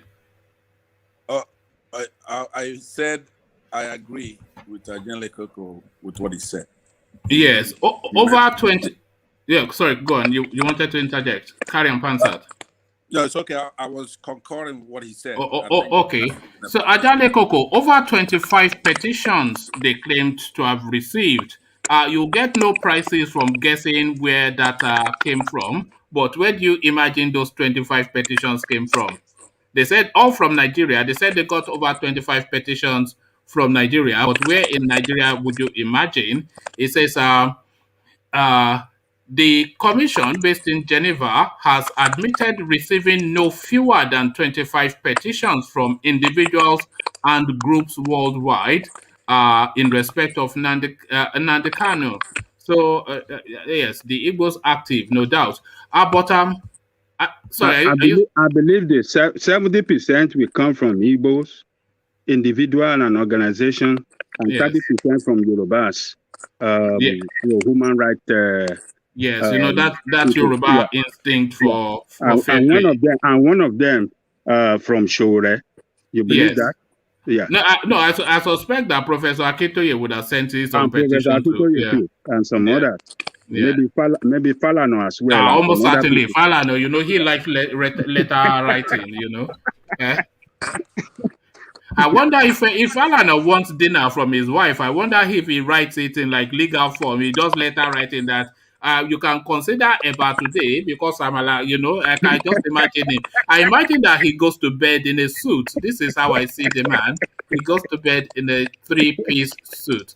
But to a not so funny matter, World Trade Organization speaks on Ambassador Adamu Abdul Hamid's fake certificate. So the institutions that this guy claims that he got those certificates from, the certificate that got him the job at the World Trade Organization, they've said, and this is their quote, the individual you mentioned is not known to us and has not been a student with us at any time. So this is the school that this guy claims this certificate from, and the World Trade Organization contacted saying no comment. So no school cert. What just to that, I'm curious to see what you are making of that, Ajale Koko. I think you are very critical about my brother's statement. The man that Pantania, what's the name? Pansat. Yeah, Pansat. You are very. You came out very strongly opposing some of what he said. But actually, there are some big facts. I mean, big truth in what he said, saying that if we'll really have to investigate most of the certificate that these Hausa and Fulani people presented to get No, some I of did the not object to that. It was him putting percentages on it because that's what me now. When people are being a bit too loose, that starts to twitch. So I was just saying that he could have used a different language rather than narrowing it to. But I take your point. Because if you go to most of our, foreign offices, you see they are dominated by these people, and some of the strategic positions you see them there and everywhere, and we don't see them perform as expected. They don't perform excellently well.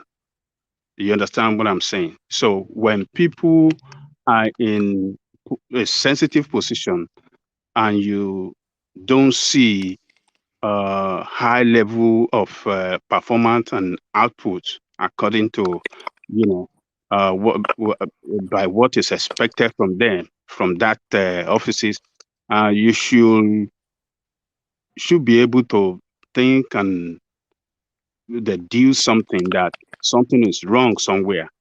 And what I'm trying to say in essence is that when you have incompetent people that are not qualified to man a particular position, you don't see him performing well. They won't be able to perform well. So they have a lot of them in so many strategic positions like that have fake certificate and they are not qualified to be in that position. And that is the problem with us. That is the problem with us. That is the problem with us in that country. They have brought shame to that country, and a lot of heads supposed to roll right from the office of what is that guy, chief of staff, because I believe before somebody is appointed and sent out on a foreign mission, they're supposed to have investigated. Ajale Koko, what does it even take to investigate these things? They say they screen people. All these journalists did was to look at the list of institutions that this guy said he went to. They got in touch with the institutions, and the institutions said they've never heard of the guy before. So if a journalist just in his office and a typewriter can do that, this should not be beyond the reach and capacity of DSS that has all these fancy gadgets. So what screening exactly took place before they sent this element to the World Trade Organization? Yeah, the chief of staff office, that guy, the chief of staff to the president has some question to answer, because I believe that passes through his table, and possibly he might be the one in charge of screening of this person to go on as an international ambassador for the nation in such an international organization. They need to investigate. You're exactly right, by the way. That is what the article said, that this guy's name was forwarded from Ibrahim Gambari's office to the relevant ministry for onward transmission to the World Trade Organization. Yes. So he passed through his desk. Any appointment going out from the presidency passes through his table. Passes through his table. So he has not done his job well, or maybe he's covering up something, and now everything has come open to the public that they have a fake certificate. It's a shame. What is emerging, just to interject, Ajale Koko, what is emerging is that they just pick a name and then just make the allocation, and that is it. There's no process that actually takes place, because what this article went on to remind us is that there was a time that a string of dead people were being appointed to positions like parastatals to go and head parastatals, etc. I think that happened over a period of about 3-4 instances when they will announce an appointment and then it will emerge that that guy had died 6-12 months ago. So that just tells you that they just pick names out of a hat. Is it Fulani? Is it Muslim? Put him there, you know. So we have to, that nation have to develop a culture of, strong screening of people that are going to be in sensitive position for that country, or particularly going on international mission for the country, because the way things are done in Nigeria is not the way it is done in other parts of the world, particularly in advanced world. Advanced world, it doesn't take them 1 minute to investigate you, to get fact about you. It doesn't take them 1 minute. But in our own case, everything is nepotism, tribalism. We just have to cover, it's our man, it's our man, let him go there. If you go to virtually all embassy, high commissions, these are the people you will see everywhere. And they are not competent for that. That is why you want to apply for passport. You can't get passport. If you want to renew your passport now, it's problem. Because they don't have the right people. They don't have right people in the right position. They put people that are not competent because they are Hausa people, they are Fulani people. They will put them there and they don't know what to do. That is the problem. I have seen somebody that came to Atlanta all the way from Texas for passport, only to discover that the passport is not going to be ready, and he has paid for when I wanted to renew my passport here, I just put it I paid the fees online. This is not my Nigerian passport, of course. Let me complete the narrative and then you will conclude that it is not a Nigerian passport. I paid the fees online, put it in a special delivery envelope, took it down to the post office and had it signed in. And even before I could get back home, I'm exaggerating, the new passport was already through the post. So it's not, all of these things are just basic processes. And then you spend all day in some embassy in Nigeria. When you want to go and renew your Nigerian passport, you go there early in the morning, prepare to spend the whole day, a traumatic day, because the whole place is jam-packed, and then they are shuffling you from seat to seat. And then when you get to something, they'll say they've gone to lunch. They say they are waiting for it's just oh God, it's a brutal, traumatizing experience renewing the Nigerian passport. Yeah, that's what you get when you have incompetent people holding a sensitive position. The same thing with the position of the president. That is why we are having all these problems. Somebody that is there is not competent for that position, and that is the truth. Anybody that say anything different, they are just, I don't know how to describe them. This man is not competent. That is why the nation is falling apart. The economy is falling apart. The security is falling apart. Everything is right in Kaduna State. Kaduna, where you have the heart of the military, the military might of Nigeria. All the power is concentrated in Kaduna. In Kaduna now, a lot of the local government are under the control of these bandits. A lot of the local government. Senator Sonny was saying in his own central Kaduna, they have about maybe 9 local governments. Only 2 are safe. The rest 7 are under the control of bandits. That is not a nation, man. Yes. That is not a nation. You were talking about a nation and screening and all whatnot and incompetence and just acting with absolute impunity. So Lauretta Onochie, of course, they said, the Constitution says quite categorically and quite clearly and quite rightly too that somebody that is in charge of umpiring the electoral process should be non-partisan. So you put Lauretta Onochie. If you are thinking APC, you think Buhari, you would think Tinubu, and you don't have to think 10 people before you get to Lauretta Onochie. She's the public face and the attack dog of that party. You only have to say and then you put her name forward as but of course it's been rejected now. So the rejecting of Lauretta Onochie by the INEC, just your thoughts on that, Ajane Koko. You see, the Senate, the reason the Senate gave for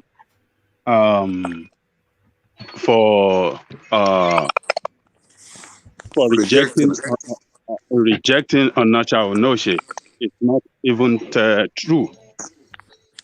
They still covering up something.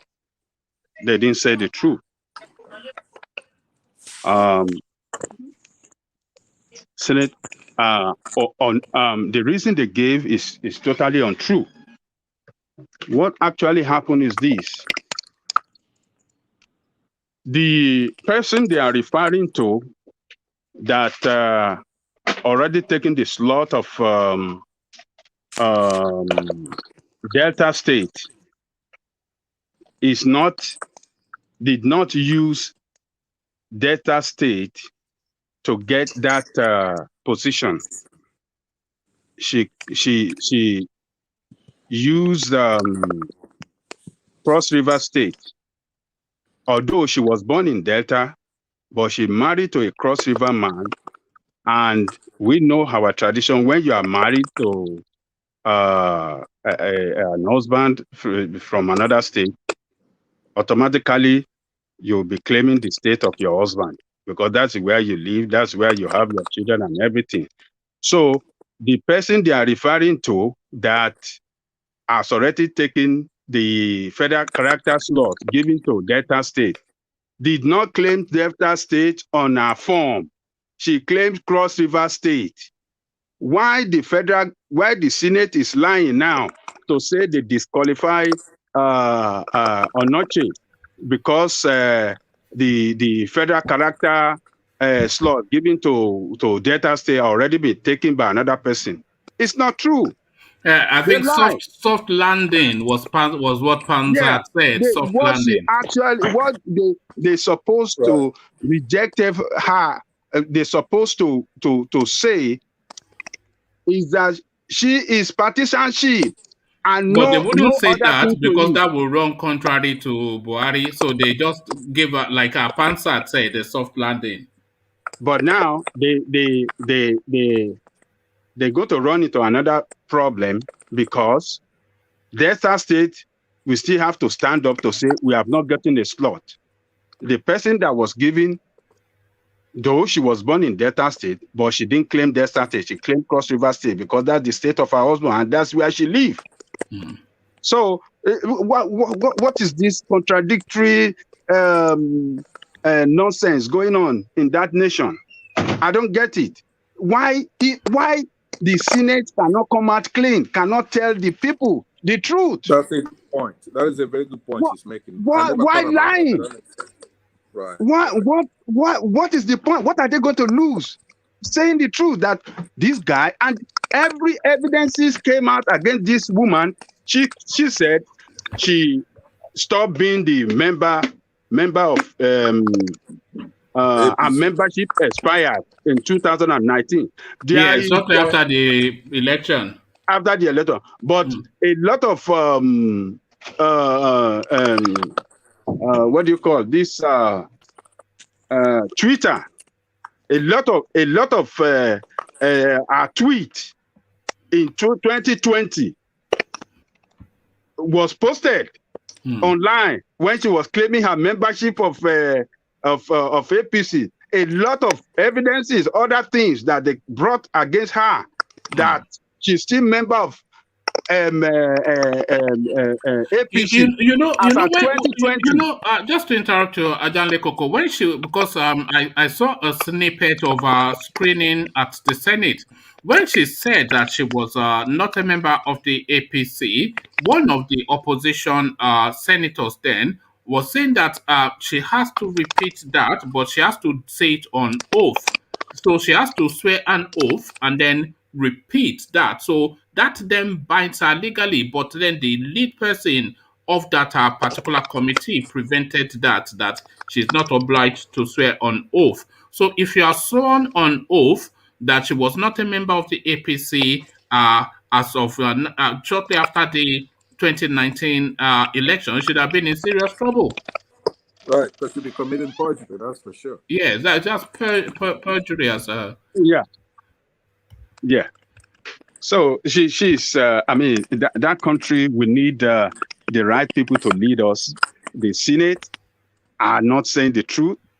The president is everything by his conduct and appointment and everything is a legal act. And we are just in a mess. If we really want to tell ourselves the truth, that nation is in a big mess. All right, thank you, Ajanle Koko. Before I go on to engineer, I want to address something that somebody has said in the comment section, and I especially object to what this person has said, so I have to address it. That is it on your screen. Uche Ejiogu is the person. He says, how do you expect him to have certificate when the president that is sending him doesn't have any? So I object to that, Uche Ejiogu, for you to say that Buhari does not have a certificate. I object to that. Buhari does have a certificate, and here in this clip now, you will see INEC presenting him now with his certificate. So the presentation of a ceremonial school cert to Madam Buhari. This is the president getting a certificate.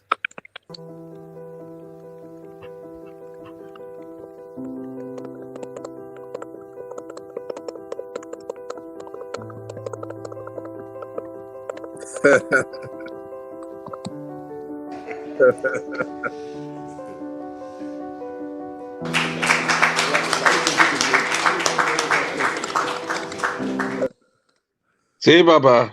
And there you have it. Buhari being presented with a ceremonial WAEC certificate, and that is the country, that is our country. But to you, engineer, it's just the whole thing is a farce, but then we go through it anyway. Ohanaeze denies meeting Malami over Nnamdi Kanu's detention. Buhari and OSINBAJO enjoying fat salaries in Aso Rock. World Trade Organization not speaking on the fake certificate of the Nigerian representative. INEC, the Senate rather rejects ONOCHIE'S nomination, and the human rights organization saying that Nnamdi Kanu's human rights were not violated. Good to see you, engineer. Yeah, good to see you. Good evening, everyone, and good afternoon and good morning from every. Yeah. Basically, before I start, I think Evolution said he wants to come in, but I don't know if he's still available to come in, so I can step back for him. After him, then I speak. So I don't know. Evolution, are you there? Do you want him to go ahead of you? Okay, let's have him then. Evolution, are you there? Unmute yourself. Evolution.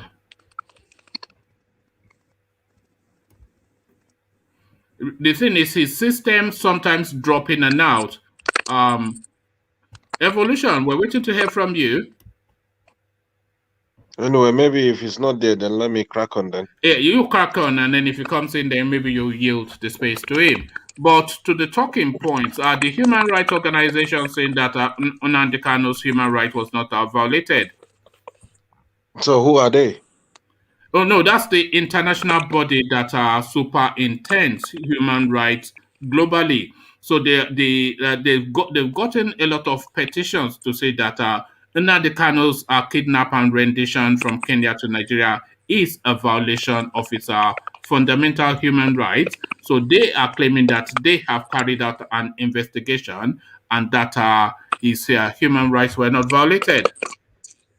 You see, when there's full of corruption and when you full of evil people in the seat, what do you expect?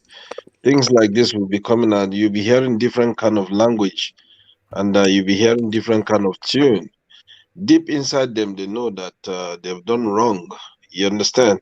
When it comes to Kenya, Kenya said blah blah blah blah blah. They are not aware. You see, I'll give you a scenario now. When we're a kid, if we do something wrong, when our dad comes back from work, before he will ask a question, you see the guilty one will start jumping and talking, blah, blah, blah, blah, blah. You know what I mean? So what does that shows? That shows clearly that Kenya, they knew what they did to this innocent man. You understand? And what they did is completely something that is an eye-opening to every African country. They show who they are. That's the truth. When Nnamdi Kanu was kidnapped, I believe he was there for 8 days. 8 days. Come on, this is something that that hasn't, is ongoing something, but the God may have it. I think this is part of the expose that God exposes them during this atrocity. And I will speak on behalf of the Ohanaeze. To be honest, if they come out to say it's a wrong people that went to see Malami, or it's Malami that is doing this, well, the truth will come out, innit? So there's nothing like beating around the bush here, because if they will frankly come out and say that, okay, we didn't come out, we didn't say such thing. My question is, Nnamdi Kanu is a soil of Igbo land. It's a soil of Igbo land. But I don't see reason why something has happened to him. Nobody is coming out to speak on behalf of him. So there are things that is a little bit kind of shaky, and it's kind of like dodgy and fishy going on in that area. Because up to date, nobody will come out and speak on behalf of this guy, It's completely unfair. And we have thousands of Igbo leaders over there in the south. So it's something that it's a wake-up call to every Igbo, and it's a wake-up call to every Southerner. That's just the fact, and that's just the truth. Because people like this, if you genuinely believe that he's truly your son, your soil, you have the right. Do you feel the Igbos are not doing enough? Is that what you're saying? Of Because you have course. to understand, sorry to interrupt you, engineer, the Nnamdi Kanu story is a very complex story within the Igbo space. They resent him, the Igbo elites, and as you know, he's popular with the everyday man within that space. He has abused all of the governors. A lot of the governors have stated. We saw some guy, I think he's the water commissioner or something for Lagos State. He's an Igbo man. He went on his knees in songs and prayers when Nnamdi Kanu was arrested, because he said that Nnamdi Kanu was calling for his life. Hope Uzodinma will tell you till his dying day that Nnamdi Kanu was responsible for the burning of his country house. So a lot of that, and every time he's always insulting the Ohanaeze. So the elite in that space, they cannot bear him, but they know that he holds sway over the mass of the everyday man, the youth, etc. So it's a very complex thing. So this is really why they are not coming out. So One man, we know it's a complex thing, right? Let me give you a good example. Today, let's say, one of your hand is not functioning, or your hand is rotting, and will you cut that hand and throw it away? You can't cut your hand and throw it away. Rather, you find the solution how you do everything to see that hand is back to shape and back to normal. You understand?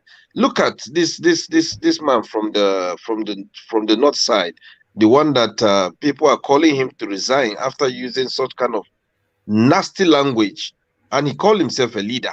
You understand? But what has happened to him? Nothing, because those people, they went behind, they protect him. Buhari protect that guy, and the guy is still on seat. Yeah, no.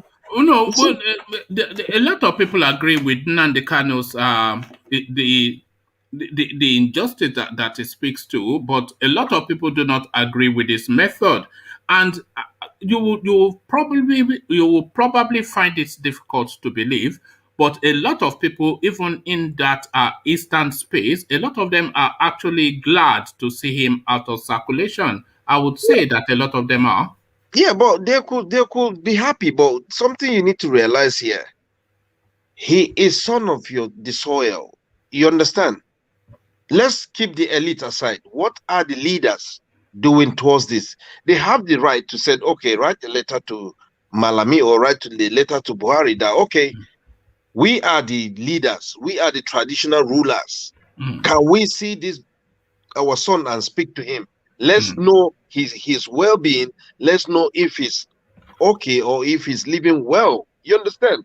Nobody would deny them. But to be, in fairness to them, the Ohanaeze, they have met on Nnamdi Kanu's matter, and they have put together, or in the process of putting together, a legal team, not to go and defend Nnamdi Kanu, but to observe the process. So like an observer legal team, just to make sure that everything abides and conforms. Yeah, with but the Constitution. why is it we don't, it's not only Ohanaeze that they are the main Igbo leaders. We still have some traditional rulers. Why are Nigerian government so interested in the Ohanaezes? There's something that is missing there that we need to see it from every angle. That's Yeah, just the fact.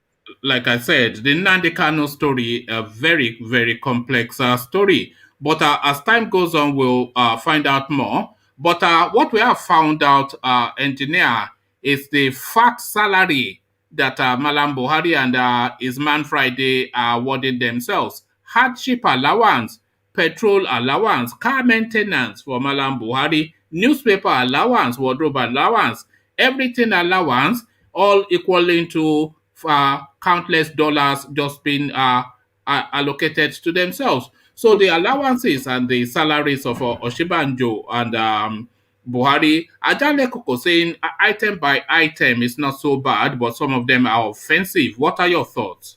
Oh, obviously, that's abuse of power. You understand? Because when you come to reality, these people are just there to be forming all sorts of evil and atrocity. If I were there, they should even say they have a kitchen allowance. That's the root. That's the truth. They should have kitchen allowance, water allowance, even working allowance. You know, even traveling allowance. Why can't they come out and say it? You know, it's something that if you look at this Nigerian government, you'll be wondering at times that, to be honest, if you people, if today you keep a drunkard and Nigerian government, come on, you know that a drunkard is only his beer he's after. That's it. But these people, they are just there to be siphoning the money, coming out and be talking nonsense just because of their selfish desire. What would they do with all this money? That's the question.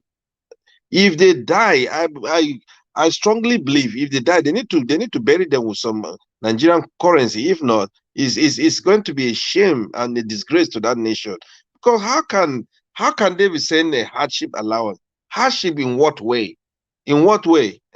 Next time they will come out and say, okay, they need to fuel the private jet that is taking him to London for medical treatment. Let me give you some of the headlines because they are equally as laughable as they are egregious.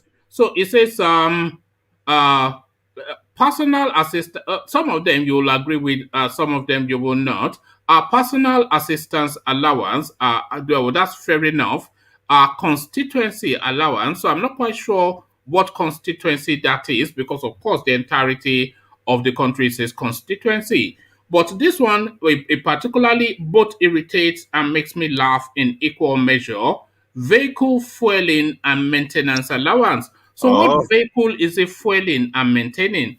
Is it his personal vehicle that has been parked or should have been parked in Daura since 2015? Or is it the presidential fleet that is available at his beck and call? So which vehicle is he fueling and maintaining for him to get stipends? I'm saying stipends, a mini fortune actually, for him to get a mini fortune every month for vehicle fueling and maintenance. Who even fuels their vehicle in Nigeria in that space? Do they not just have direct pipe to Niger Delta? Anyway, of course they do. It's just remember the vehicle they're using is Formula One, isn't it? I believe so. This is it. Yeah, it's Formula One because it's Lewis Hamilton. That money to come out and said that's the amount of money they're spending for vehicle maintenance and this and that. I just look at these people. How long would they be doing all this criminal act? It's wrong. It's And completely they wrong. don't even need to do it, is the thing, because I don't think Buhari really needs to be stealing 140 something thousand a month. He's already collecting his share from the oil, just Remember all the governors, they're giving him some change behind closed door, like a return. You know what I mean? Because there was a time Nigerian Commissioner of Police, he came out that they requested some amount of money for maintenance and fueling of the police cars. You'll be like, what is going on in that country? Did they need help or what? No, they don't need help. Just in that police space that you're in, I was reading an article today. You know all this banditry and stuff. They have this equipment that they can use to track the bandits. But this equipment, it needs a subscription fee because it's a software that they are using. Do you know that they've not been able to pay the subscription fee for this tracking device since 2015? These are the people, that is the Nigerian police. They can't pay the subscription fee for the tracking device that they should be able to use to track bandits. And this is something that's yeah, but the thing is, they can do that, but who are they going to put there? Are they going to put someone who went to university and have his qualification, or will they go and put someone that is there in the bush and sleeping with animals? That's something you need to understand, and this is what is happening. Okay. Speaking about universities and qualifications, Ambassador Adamu Abdul Hamid. So his fake certificates, we now know categorically that they are fake. The World Trade Organization is saying no comment, but what are you expecting to happen in that space? It's a slap to Nigerian leaders, and it's time these people to be screened again. And we must be honest to ourselves. These people, they need to be screened again, because without that, I'm telling you, that country will not be in shape. The reason why I'm saying that, because all these people, they claim, oh, they went to this, or they study here, they study there. Where, when, how? You understand? Technology has taken everything now. At least anybody that can come out and say, oh, he's competent to be in that kind of seat, okay, that's fine. Can you bring proof? Can we call them? There are things that Nigerians should have started doing, putting things in order. Because at the end of the day, come on, we all live abroad. There are things, some places, if you get a job, they will give you like 3 or 6 month probation. They need to know how good you are in that kind of area of job. And they'll watch you for 3 months, watch you for 6 months. And they'll end up calling you back to say, okay, you have passed your probation. And that's when they offer you a contract letter. So if you look at it now, the way Nigeria is now is godfatherism. If I know you, that's what is happening. They will put you there. But if I don't know you, you take your qualification. It's just a nightmare. Just forget about it. Let's just be honest. All right. Finally, engineer, forget about it. Let's just be honest. Lauretta Onochie, of course, they are telling her to forget about it. But should she even have been in contention in the first instance? Is the question. The Senate rejects Lauretta Onochie's nomination. So what do you say to that? You see, I don't see reason why she even they offer her that kind of position for she to go for it. You understand? There's a word this. I always say this to you, one man. If you can't beat them, then what? You join them. You join them, yes. So as her issue is one, they will look at it. Maybe she is being spread as honest somebody, and for she to come inside that crew where there are blood suckers, the demons in them, maybe they'll say, oh, if she comes in, she will expose us. So what's the point? We have to, don't even give her that space. Don't give her that chance for she to come in. That's where I'm looking at the way things are going in that country. Because Nigeria as a whole today, you can never go into that seat and change things. They will be against you. They will gang up. They will make sure they finished you, because they are enjoying that evil, that atrocity in them. All the money coming from every angle, they don't want it to be blocked. And that's why they will gang up on you, and they will make sure they vote you out. If they don't vote you out, they'll come to your life. They will hunt for your life. This is what is happening in that country. Nothing else.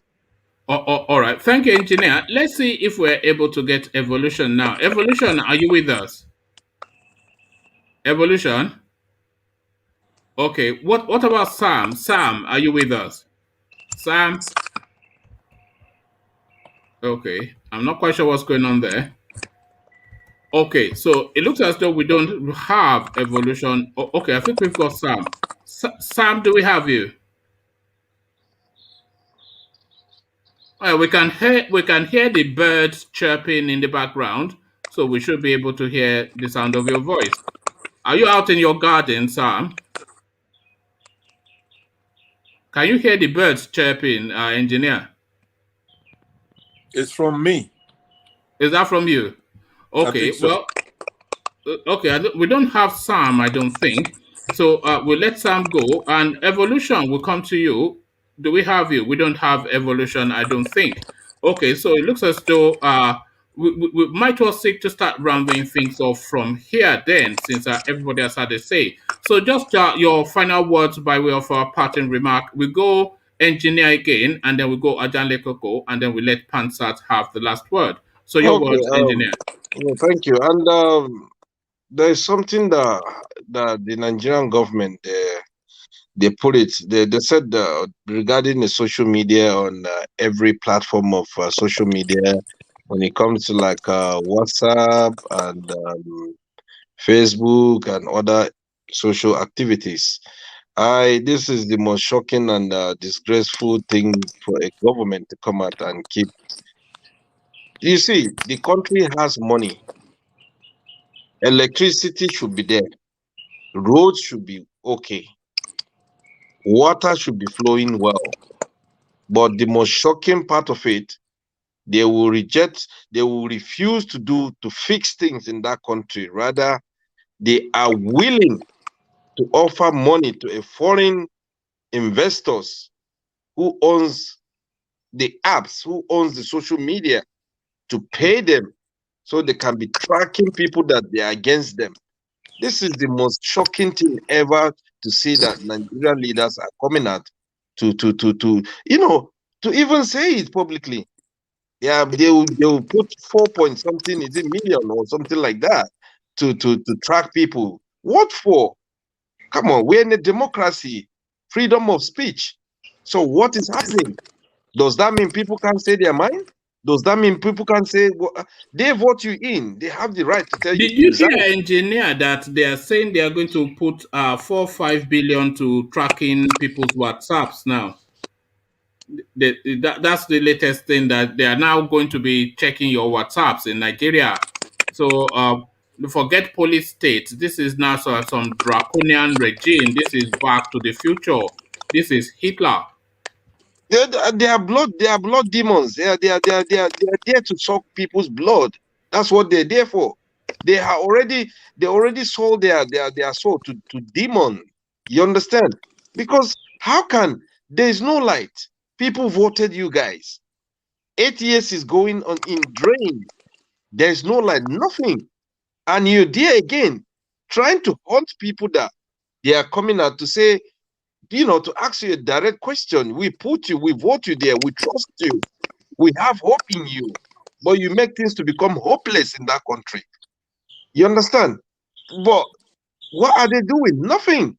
Rather, now they will come back, and the money they're supposed to invest in the country.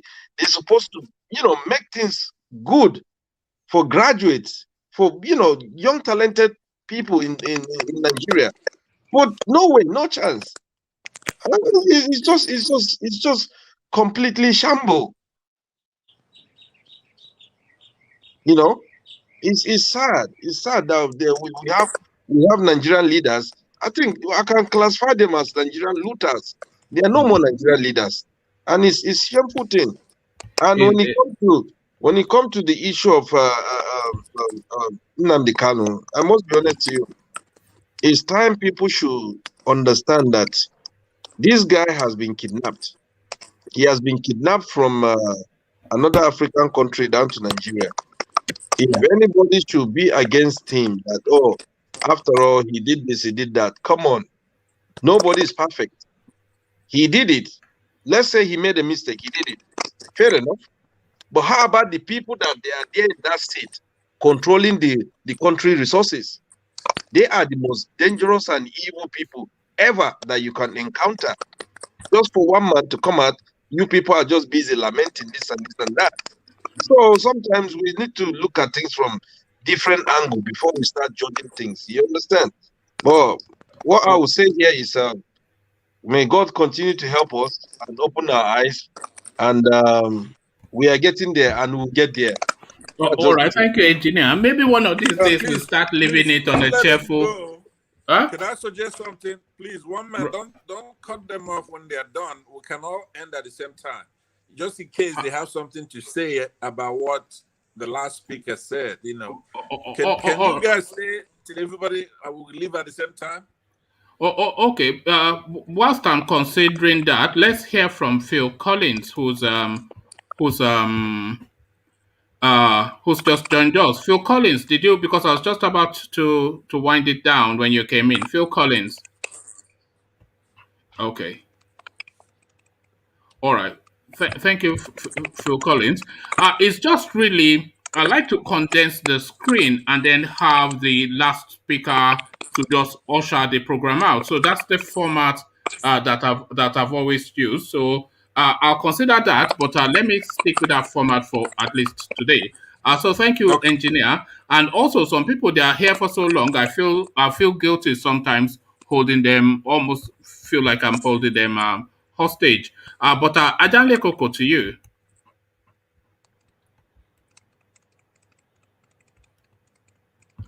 Oh, it's muted. Yes, he has to unmute himself.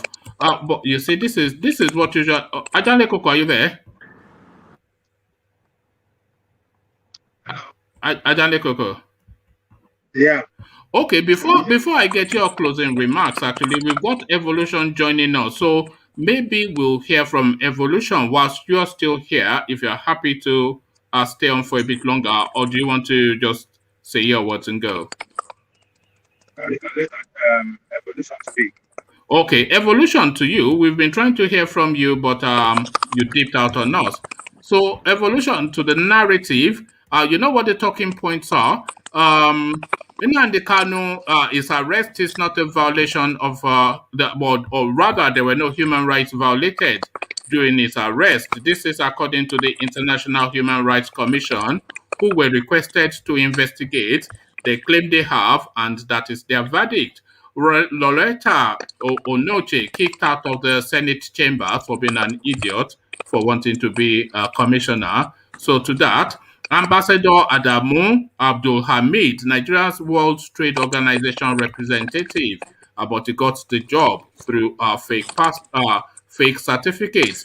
Buhari and Osinbajo just enjoying a woof in Abuja, you know, in Aso Rock, just awarding themselves all manners of allowances. And Ohanaeze Denials denies meeting Malami over Nnamdi Kanu's detention. So Malami came out yesterday to say that Ohanaeze had sent emissaries, but alas, they are coming out to deny ever doing that. So Evolution, to all of that, good to see you again. Yeah. Thank you, everyone. One man, I would make my points, but just a bit of house cleaning, if you would permit me. See, sometimes when people come to a public forum and they speak, there are other, especially a platform like this, there are many others that are following the program and listening. Now, it is uncharitable for one to come and make statements that is not objectively true to support his or her narrative. We all have different viewpoints and opinions, but it will pay us better to state that, okay, this is unverified, I am not done to make statements that, like, oh, I am so sure, yet what you are saying is not an objective truth. That is one. The second part of it is, look, demonization of a particular ethnic group just because we feel that they are the problems that we have in Nigeria. It is not something that pays anyone. The speakers here have tried to make sweeping statements about the education of the Fulanis. Again, one man tried to correct it, that you can't say this because it can't even be objectively true. They still doubled down and they kept on trying to. We are not doing ourselves any favor by doing things like this. I'm assuming you are referencing. Hold on. I'm assuming you are referencing Could I respond to that Hansard's for a minute? comment, and this probably is the first instance that I'm ever agreeing with you. Evolution, because I spend most times trying to hold you down from outrageous comments. But to that, I agree. I just don't like Could I sweeping respond to that? statements. Okay, respond. Yeah, carry on. Yeah.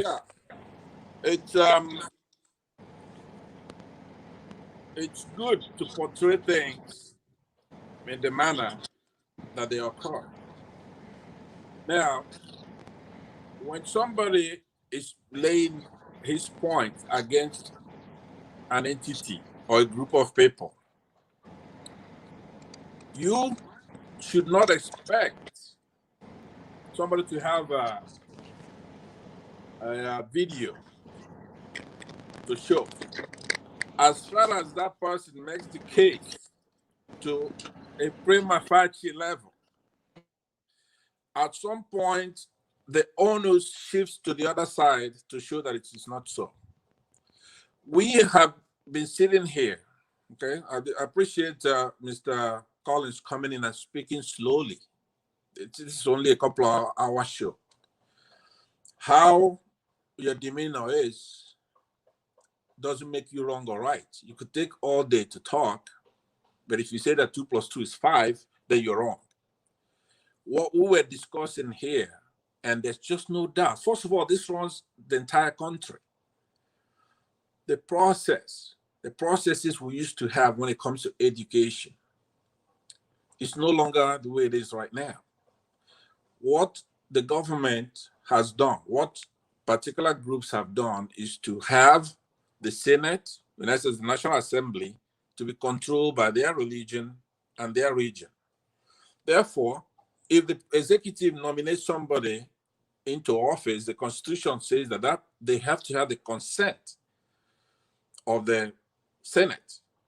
So if you destroy that demarcation between the executive, who's to nominate, and then the Senate, who's supposed to investigate, now you get the kind of issue we have now. It's not just that this gentleman forged the institution, forged the certificate, and then the president, who's supposed to vet him initially, he didn't do that. But then he sent him to the Senate for confirmation, and those people have resources, investigators, all kinds of tools to check that. So it falls all the way through. It's not a coincidence. That's what we have in the country when it comes to every responsible thing. We don't have a civilian government. We don't have a constitution. We don't have anything. It's folly to sit here and keep debating this. At some point, there has to be consequences. And we've gotten to that point. Now, why I take leave from discussing somebody like Nnamdi Kanu is because I respect this forum. He said that he wants no advocate for violence or this or that. Okay, so you cannot discuss Nnamdi Kanu without discussing violence. You cannot discuss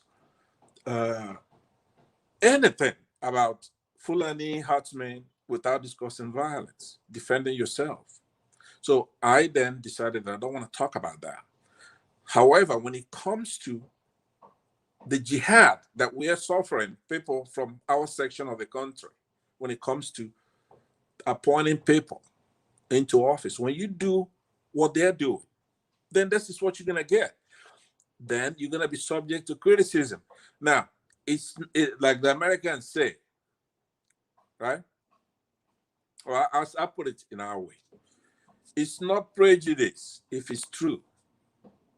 It's not tribalism if it's true.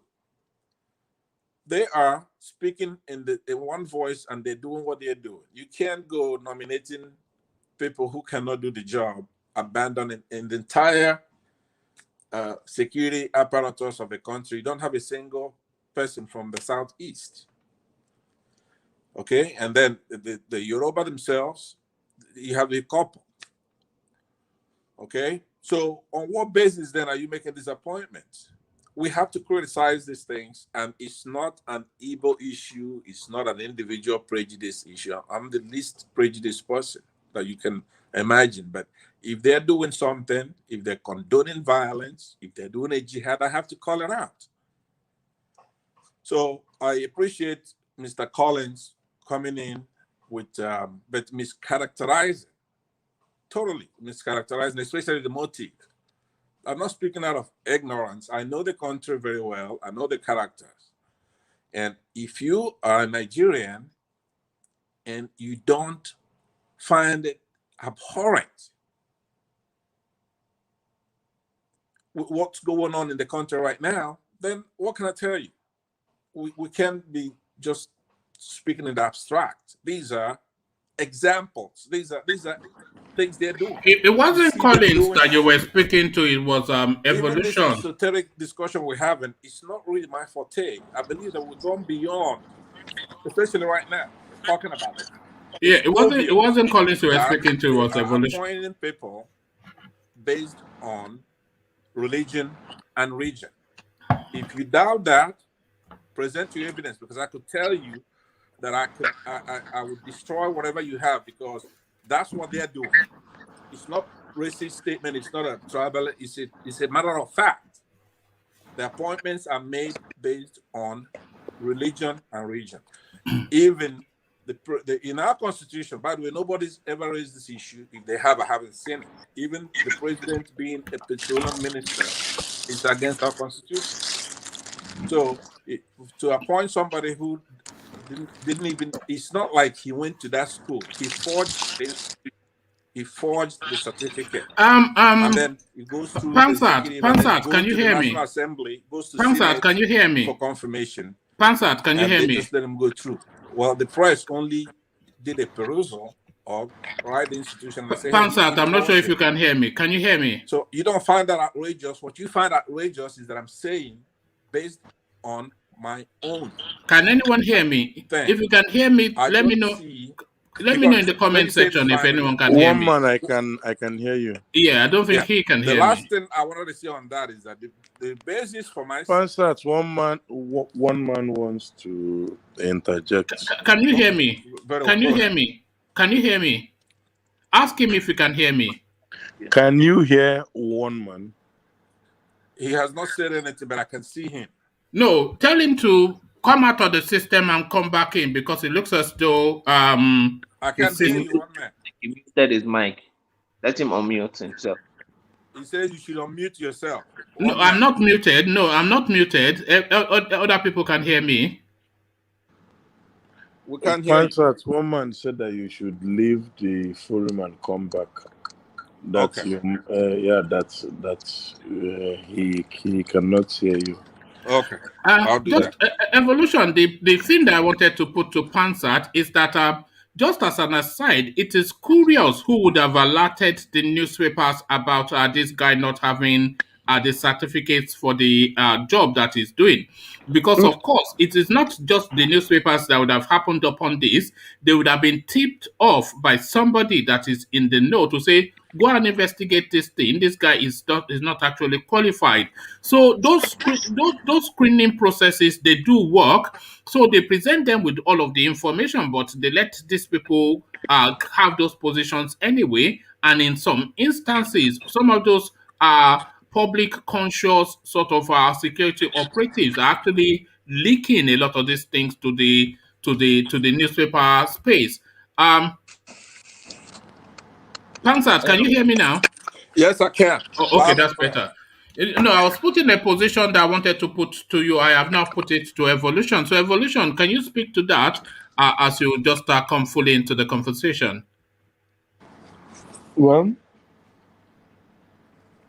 even if the WTO is an international organization and they have processes and procedure, so even if the Nigerian arm did not leak it, the same thing will still happen because those certificates would have been verified by the WTO and the end game will still be the same thing. Now, back to the narrative that I was trying to point out. Look, see, I understand the anger we all have as Nigerians. We all love our homelands, at least, even if we don't love Nigeria. And for now, in 2021, our homelands are still part of Nigeria, be it Oduduwa, be it Biafra, be it Igbo Nation, be it Niger Delta Republic, be it any of the 7 different breakaway groups that their voices are dominating the social media space, such as this one. For now, we are all still part of Nigeria.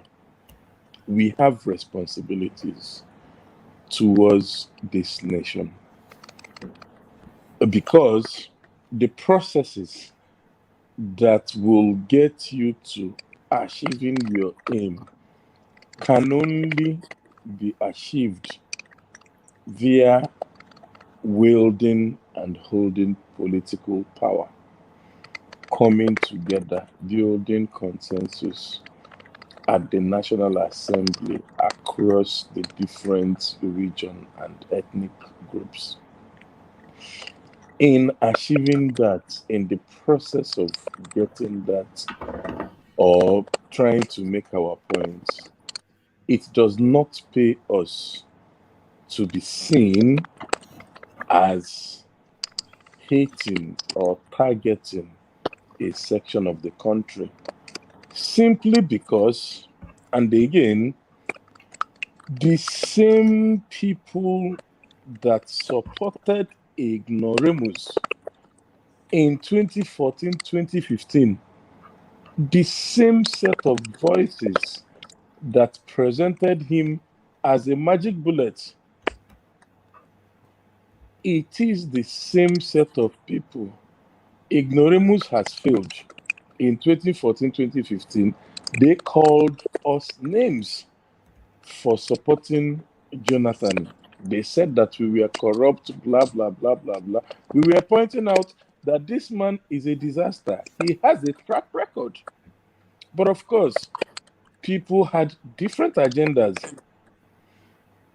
It is the same voices that have now come up with another magic solution. Oh, they sold Ignoremus, he has failed.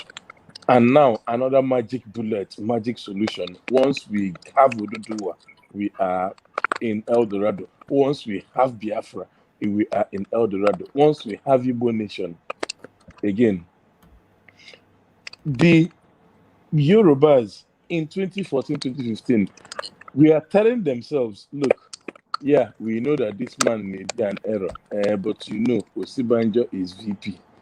Yeah, that OSINBAJO will be the main person holding the main position. He will be there as figurehead.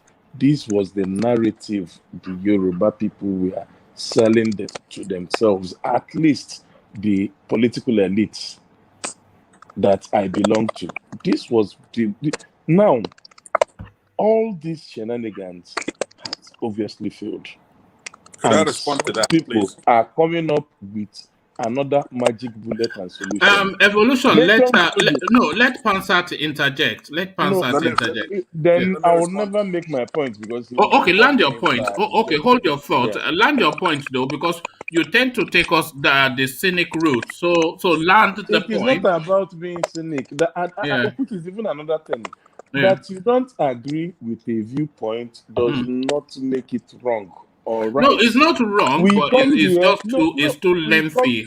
So if you can condense it. Because because anytime I come up here and I try to make a point, the interjections will continue. Specifically Do because you you know don't why? agree with Because me. you go the long route No, to. then Yeah. can you just anytime you bring up somebody, give the person 5 minutes to speak without Oh, okay. interjection. Carry After on. 5 Carry on. minutes, then you Yeah. can now start to Okay. finish. Carry on. Yeah, so I mean the same the point is that nation building is never an easy thing. There is no quick fix. We all must participate. We have an electoral process where participation is as in minimal. We have 15% voter turnout in some parts, 18, 23, blah blah blah blah blah. And I've said this on this platform many times. The only way to effect change is to carry out your civic duties, select the right people. The people that want Nigeria to break up, you can form a political party. If IPOB and Nnamdi Kanu who formed political parties in 2017 and contested for all the seats, governor, senate, blah, blah, blah, blah, blah. And you have a block in National Assembly speaking to your narrative because the constitution must be amended to accommodate referendum. You make it as a precondition. Then by the time, in addition to that, you'll be providing the good governance that you provide in your Biafra El Dorado. Because either way, the different states will still be receiving funds. There is no magic bullet. Everything has to be done via the political solution because we are a nation and we have a constitution. Okay. Trying to paint people. Because there's three things you've said so far. I agree with you on one, and let me disagree with you on the other two.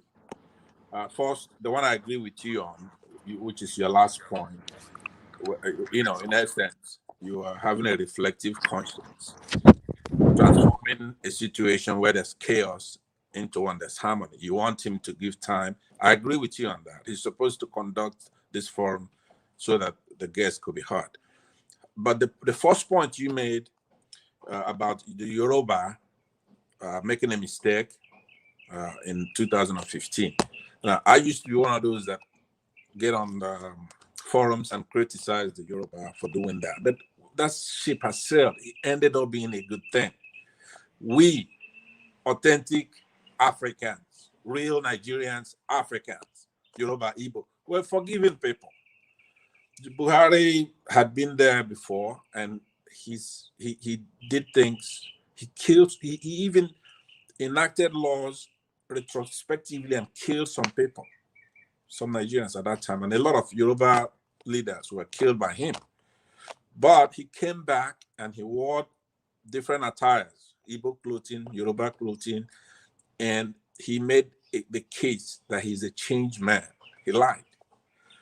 But the Yoruba had foolishly, in my opinion, assessed Jonathan as somebody who's slanted to the Igbos, and because of that silliness, they voted for Buhari. It's unfathomable, but they made that mistake. It ends up being a good thing for us because when Buhari then came back, they and us now know conclusively that we and the Yorubas, we're one. We have the same destiny. We're brothers. So it's time to stop peeling that scab. They understand. Okay, so I was, let me not hog the whole time. I just want to tell you, if you're one of those people that keep hammering the Yoruba on this, it's about time to give it up. How else do you know? They've already said, you know what? We want Oduduwa Republic. That is a tacit way of punishing Buhari for what he did. They actually gave him a chance, especially the learned ones who were there. They knew what they did at that time. What the Yoruba did was evil. They were part of the evil cabal. They were part of the war. They were part of everything that's propelled these people to do what they're doing to us, forming hegemony. But they now handled it in a very sophisticated manner. They didn't come apologizing. They did something about it. Do you know what it would have taken for the Yoruba to condemn these people, get them out of their alliance, say, hey, look, get the hell out of here? So I want you to don't come here or anywhere else picking on them on that. We win. It's like me and my younger brothers. So we'll fight. I will make up just like that. So I want you to do that for me. Don't come on this platform or any other platform to needle them about the Buhari thing, because it doesn't matter. Now, the second thing that you said that I disagree with you, and I'll make this very quick, maybe within a minute. You're saying that if people go out there and they exercise their civic responsibility and vote, it's going to make a difference. I hate to tell you, and I have to tell one man, that is not what's going on in Nigeria. There's no civic anything. This is a military. Even more than that, this was a military administration. Okay, we've always been under a military stuff. There's no civic then. But now it's beyond that. It's more. Again, you're making claims that are objectively not true. Let me just finish. Let me finish what I'm saying. The vote, after you go and you cast your vote. Sorry, no, hold on. Sorry, Pansat. No. Hold on, Pansat. I have all the controls. The format, the way I prefer it to run is for people to be able to interject if they feel strongly about the point that is being made. Because otherwise, people will just make a stream of factual inexactitudes. So let people interject and let it free flow. I like that. I prefer that free flow sort of thing. And let's bring Mike into the conversation as well. Mike, you've heard a bit, so you can come in as well. So, Mike, what are you making of it? What you're hearing? First of all, one thing I would not like you to do is allow some people to tell you that when someone come and make a factual statement or someone tell lies, you should just allow it for a reason because they're feeling certain ways or something. There's no excuse. Do that. Yeah, there's no excuse for lying. You understand? Because the moment you allow your platform to become a platform where lies can just be told and it's allowed, it's okay. Eventually, it's gonna hurt your platform, because when the truth start catching up to the lies, people will start seeing your platform as a platform where people go to lie. You understand? Where it's a place where they just lie.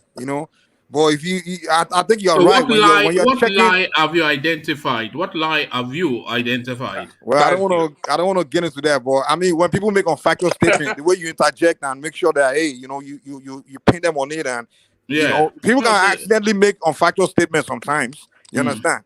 But if you can pin it and prove that it's not a factual statement, I don't know why some people take offense to it. And one man shouldn't do that. You shouldn't try to twist it. If you make unfactual statement and you're proving, someone interject and prove it to you that it's unfactual, just accept it. You don't have to apologize, but just accept it. You are assuming there is an arbiter that determines what is true or what is false. Who is that arbiter? In essence, you are giving them advice not to be deliberate in classifying something as false. he is not an arbiter. There's no. No, but the facts stand for themselves. The Right. fact stands for Yeah. itself. You know, Yeah. fact is a fact. There's no. You don't have Yeah, it. it's not subjective. He says, What is factual is not subjective. What is fallacy or false in what I've said? Let me just speak for myself. I would never go out somewhere and make it. Now I can make a mistake. I can be wrong, but I'm not going to come here. Now, sometimes I may use a figure of speech. Okay, that's allowed in a debate. Look at that. Is that verbal gymnastics? Figure of speech, eh?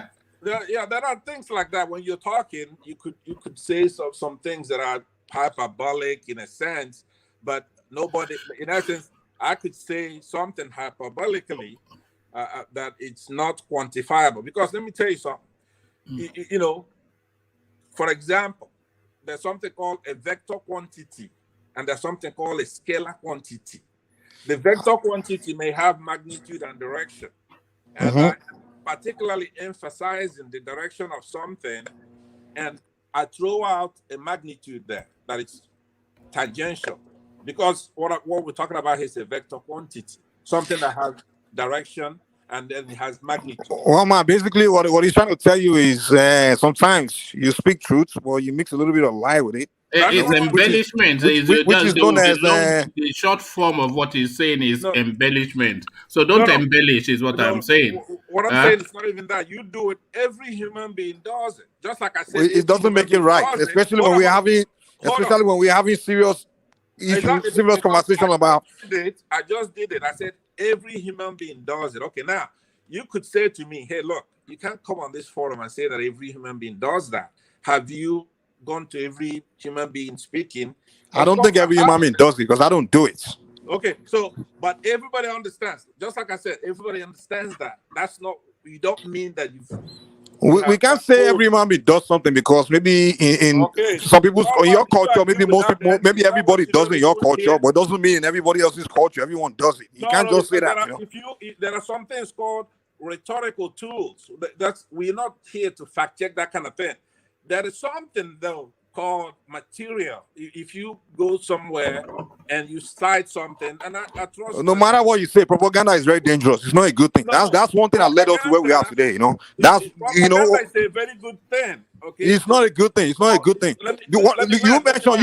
You mentioned one thing. You say how many Igbos have this bad interest towards Yorubas, and it needs to stop. You said it yourself. If someone hadn't pushed propaganda over the years, we won't be where we are. We won't be divided people, right? It's the propaganda that Ojugo was preaching to Igbos over the years, lying to them that the reason he lost the Biafra war was because Awolowo went and do this, Awolowo went and do that. Awolowo said he was going to help him to fight, and then in the beginning of the war, he backed away.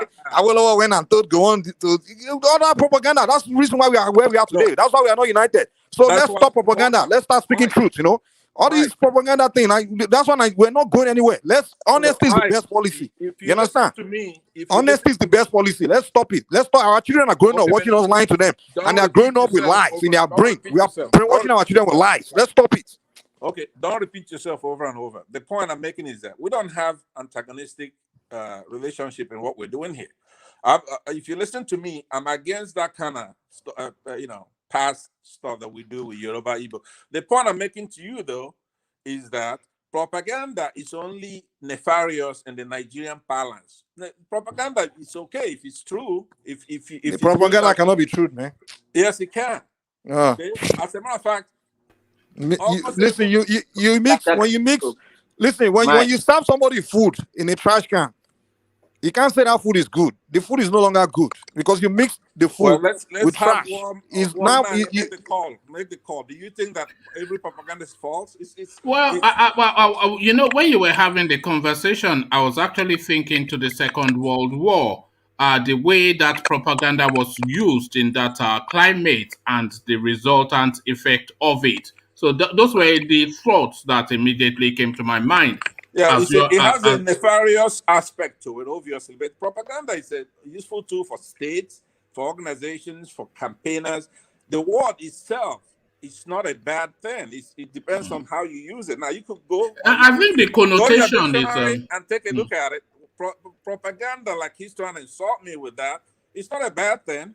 It's not good. It's not a good thing. It's not a good thing. it depends on what you're saying. Listen to what I'm saying. How has it helped? How has propaganda helped us? I just told you the meaning you are attributing to propaganda is why you hate them. Okay. Give us scenario where propaganda has worked. Hold on, Mike. And Pansat. I think Phil Collins wanted to make a comment to that space. So Phil. I just want to clear the propaganda issue. It depends on what you're using it for. Some people use it for the businesses to sell. So you don't come and say propaganda is always a lie. You can use it to your goods or services. So it all depends what you're using the propaganda for. Exactly. It has a nefarious aspect to it, no doubt about that. It's but so one man, can we a lie is a lie, man. Hold on, let's hold on, Mike. Yeah, Phil Collins, sorry, carry on. So I think we should move over to the next talk of the day. Maybe yes. So back to now you have the floor. Let me just take your soundings on the talking points, and then I'll take Mike's soundings, and then we'll shut it down there because we digressed with evolution and Pansa. So you now, Phil Collins. Nnamdi Kanu, the human rights organization, is saying that his human rights were not violated. LAURETTA, ONOCHIE'S, they've rejected her nomination. World Trade Organization keeping mute over the fake certificate Fulani. And the Malam Buhari and his man Friday, OSINBAJO, they're just helping themselves to the contents of the central bank. So just on that. Okay, let me start with the Fulani mandate to WHO. If you recall, there was a time the same federal government of Nigeria was trying to push another Fulani man to the ICC, which the man went there to write a test. In fact, they said he didn't get it. Yes, I remember that. God. You remember? They didn't even score a pass. Neither did he. In fact, no, it was more or less he just went there to attend the exam and he came out. He failed woefully. So the news I later got from that was that even some of his certificates he presented before the test were also doctored certificates, though that one didn't come out to the space because people didn't care much about that because he failed the exam.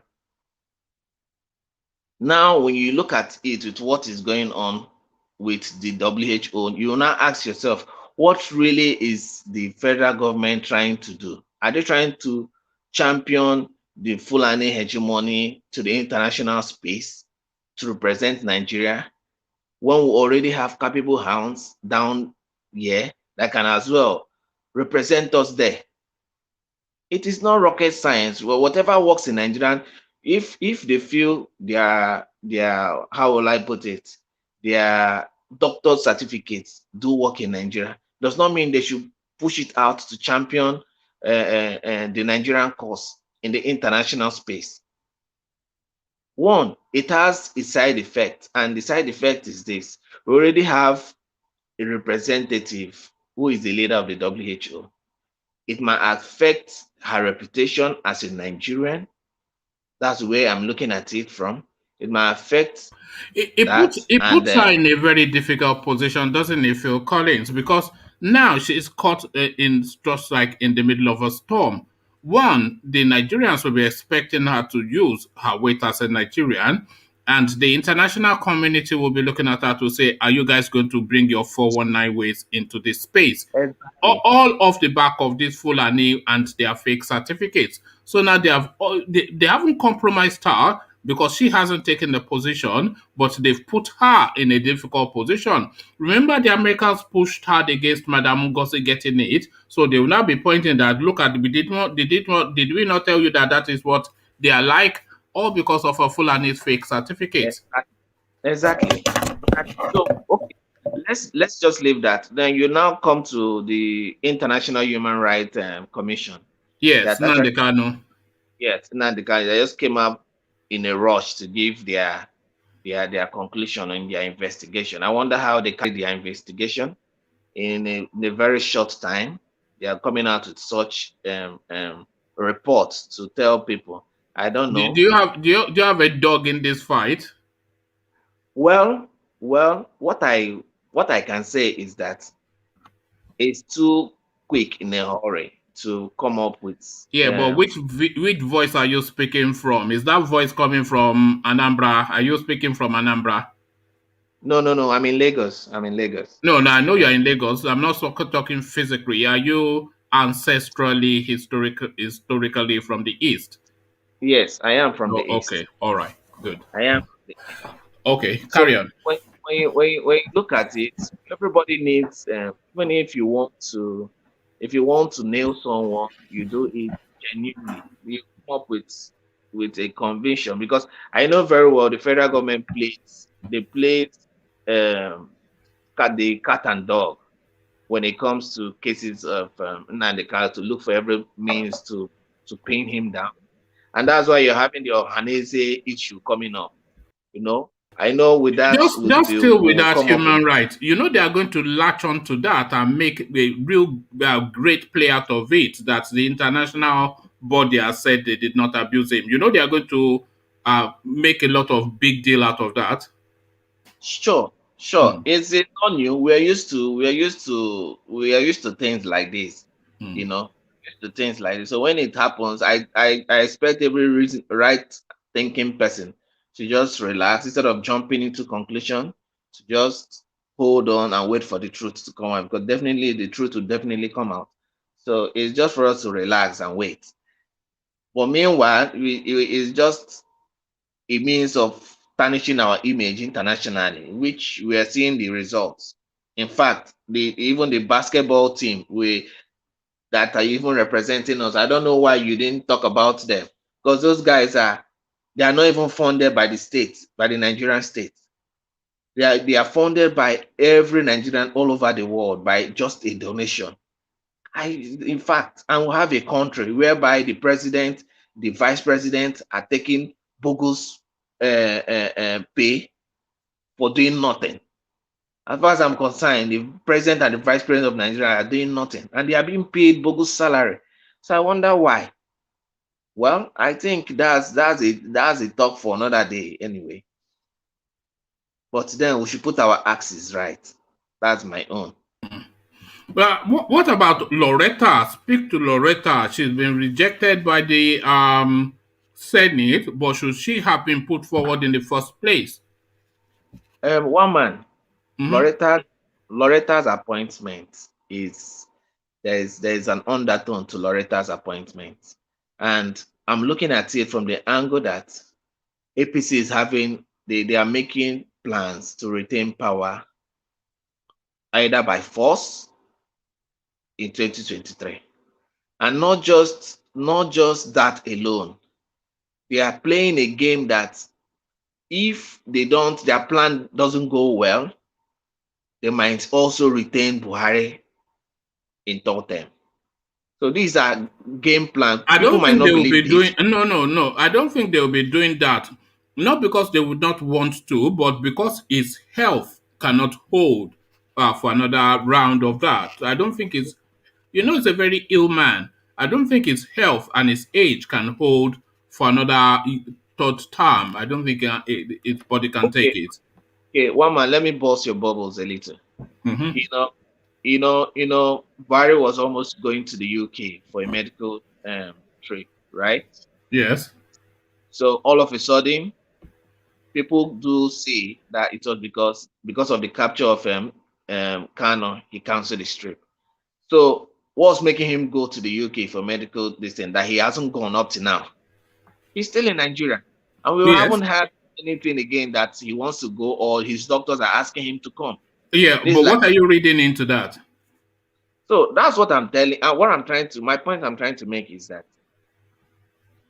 the man is not really in charge of the affairs of the country. A lot of people are taking decisions on his behalf, and that's why was that where you were going to? Because you were building up to Jubril, so I was hoping you were not going to go to Jubril, Because all your preamble was to land on Jubril, but then you turned just at the last minute. Were you going to Jubril? Man, you wouldn't speak for me. You wouldn't speak for me. No. When you are saying that his doctors are not calling for you started with him needing a third term, that they are preparing the ground for a third term for Buhari, and then Yes, I pointed to his health, and then you said that isn't it funny that he was due to go to London, but then he pulled back at the last minute. And then you were building it up off the back of you saying that he was going for a third term, and I said his health couldn't hold. And then you were saying that the immediacy of that health need was not necessarily there, and all of that was building up to Jubril. But then you turned in the last minute because you knew that I wouldn't let you do it. Even if you don't allow me do it, it's no, I will allow you to do it, but I won't let you get away with it. You know. Are you a Jubril-list? No. Stand steady. Are you a Jubril-list? You sound like a Jubril-list to me. Hold on. I'm not a Jubril-list, but I'm also certain that that's not the president. Okay. How do you mean? In physical form or just in terms of presentation? Not the president in what way? Both in presentation and in physical form. I can give you this. I can. So you are a Jubril-list. I knew you were a Jubril-list. So why did you let me tease it out of you? You should have just gone straight to it. You are a Jubril-list now. I know. I can prove that to you. I can prove that to you. Before 2000. Can I interject, Mr. Woman?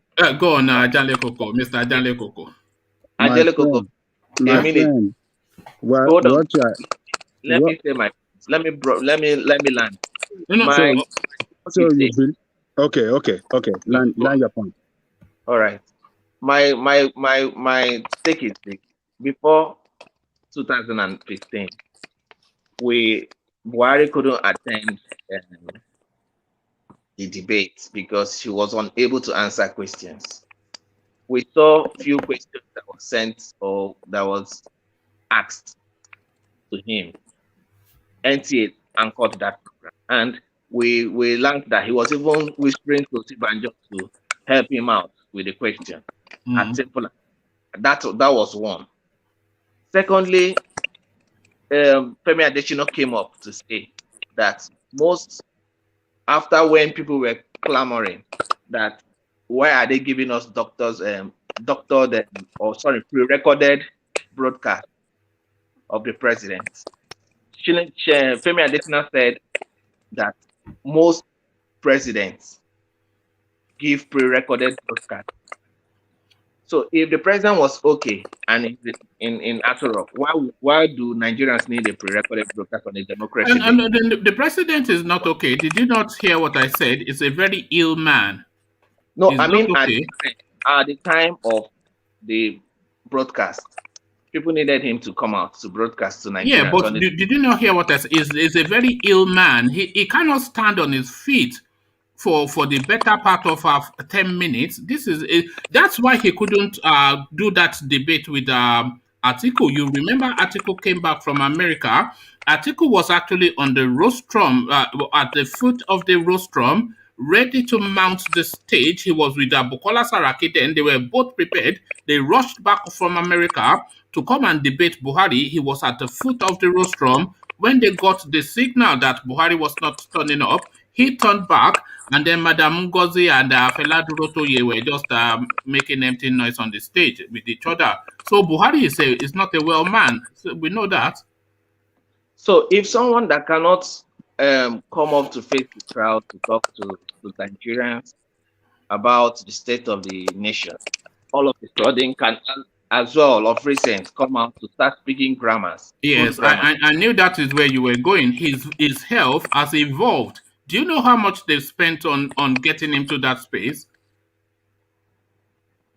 Well, that's even one of the reasons which the National Assembly can impeach a president if the president is not fit enough. So yes. I wonder why. Do you recall when Buhari was on one of these trips to London for his for his rounds of operation. You remember this guy went through a series of operations in London, and then they've Exactly. built him back to reasonable health. Could I No, hold on, don't interject first. This guy was ill for a period of time. He had a series of operations. He could have gone. There was a good chance that he would have gone, but they saved him, and then they rebuilt his health. So it was almost like a debutant. It was like a debut in those interviews that he granted when they were confident then that his health was to a reasonable par for him to be able to engage with people. So for all of those 6 years, he went through a series of, it was a heavy hair infection for a man in his 80s. There was allegations of poisoning and cancer, so heavyweight stuff. When he came back from London in his first instance, when what is his name, Lai Mohammed was telling us that he was hale and healthy, when he came off that aircraft, the first thing he told us was that he has never been as ill as that in his life. So he was a heavily ill man.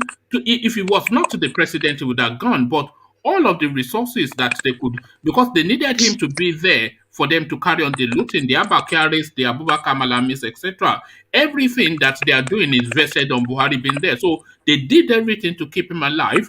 And then, of course, he's gone through the worst of it and he's coming out on the other side. And it is his debuting of his new health now that is those interviews that he granted.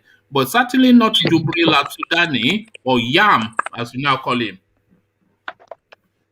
Well, I feel even if he's the one there, he's not the one calling this. No, there's not even if. He is the one there. There's no even if. Okay, now it's time to let me interject because you are breaking all the rules that you've set for anybody which is what? The last statement you made, for sure, for certain, you haven't presented anything to show that Buhari is the same guy. I may not be a Buhari. How do you mean? Is it for me to present? No. Do you know what you just said? You are saying that I'm not presenting that I am the one speaking to you now. I am the one speaking to you now. If you are the one saying I'm not the... You're saying for certain, you know that is Buhari, the same well, Buhari. Yes. That is there. But no, what would suggest that he is not? No. What suggests? What would I prove that? What are you? You see, this is the space that I want us to knock on the head. I suspect that your space and your lead, you are actually covert agents for Buhari. I think your leader is actually on Buhari's payroll because all this. No, he is, and I think it's on the take.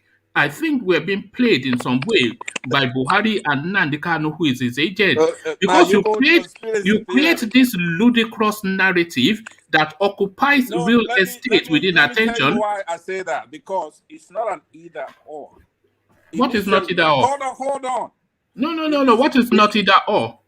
Whether the Buhari's the narrative is not, it's like in the beginning when Nnamdi Kanu made that allegation, Buhari was falling into that trap where Nnamdi Kanu's narrative appeared to be true. It never appeared. Let me finish, please. No. I can't let you finish. You can't let me finish. I'm going to quarrel with you. No, let's quarrel, but to whom? To whom? You can't glaze over. I'm saying if somebody says that somebody died in 2017 and that person goes to London, abandon his responsibilities for over 100 days. He did not hand over to his vice president. And he was sick, though, like you're saying. But at that point, he didn't come out to say, look, I'm sick. He didn't speak. He went over there in Comunicado. And when they showed his pictures or video, he could be singing Mary Has a Little Lamb for all we know. He didn't talk to Nigerians. He didn't address the public. I said, look, I'm sick. I'm going overseas. I'll be back. I'm handing over to my vice president. I'm alive. Or here's the newspaper. He played dead. So and then they start showing images that had credibility. In essence, he's youthful today. Tomorrow he's macheted. And now the point why I wanted to interject is that you make it seem like these people don't play that kind of game. I remember a governor from Taraba. Taraba's state governor had a helicopter accident and he eventually died. So they hid it from Taraba citizens, and like he was still alive. They will show him alive with his wife and people visiting him where he was in a hospital. How long have you? Hold on. No. Hold on. How long have you known Buhari? How long have you known Buhari? I have known Buhari for a long time. Would you say for the better part of at least 30 years? For a long time, since he appeared on the scene. I've known on the scene. Oh, yeah. Okay. Buhari is a particular and a peculiar looking sort of a fellow. He's tall, he's languid, he has an awkward face with moles, etc. It's very difficult to replicate. We all know who Buhari is and what Buhari looks like. Right. So, and we have known him, like you said, since he came into the landscape. Yes. The Buhari that we see now is consistent with the Buhari that we have always seen. So, hold on. Let me. No, I have not asked the question. So let me ask the question. Please. Which sounds to you more plausible? Because we hear a lot from this Alice in Wonderland stuff that you people do. So which sounds to you more plausible? You said you've known Buhari since he came onto scene, and it's consistent. You know what it looks like. It's a particular type of looking guy. It doesn't have your average. It's a peculiar looking kind of guy. So his peculiarity defines him uniquely. He's a uniquely peculiar looking sort of fellow. So there's no mistaking. So this Buhari that you have known all this while, which one stands to more reason? This Buhari, or this we've had a clone wearing a silicone mask. We've heard of a hologram, something or the other. We've heard of Jubril at Sudani. And then we've heard of now Yam. I think Yam is now your latest narrative now. So which one sounds more plausible? Jubril, hold on. I've not landed. When I land, I'll let you know.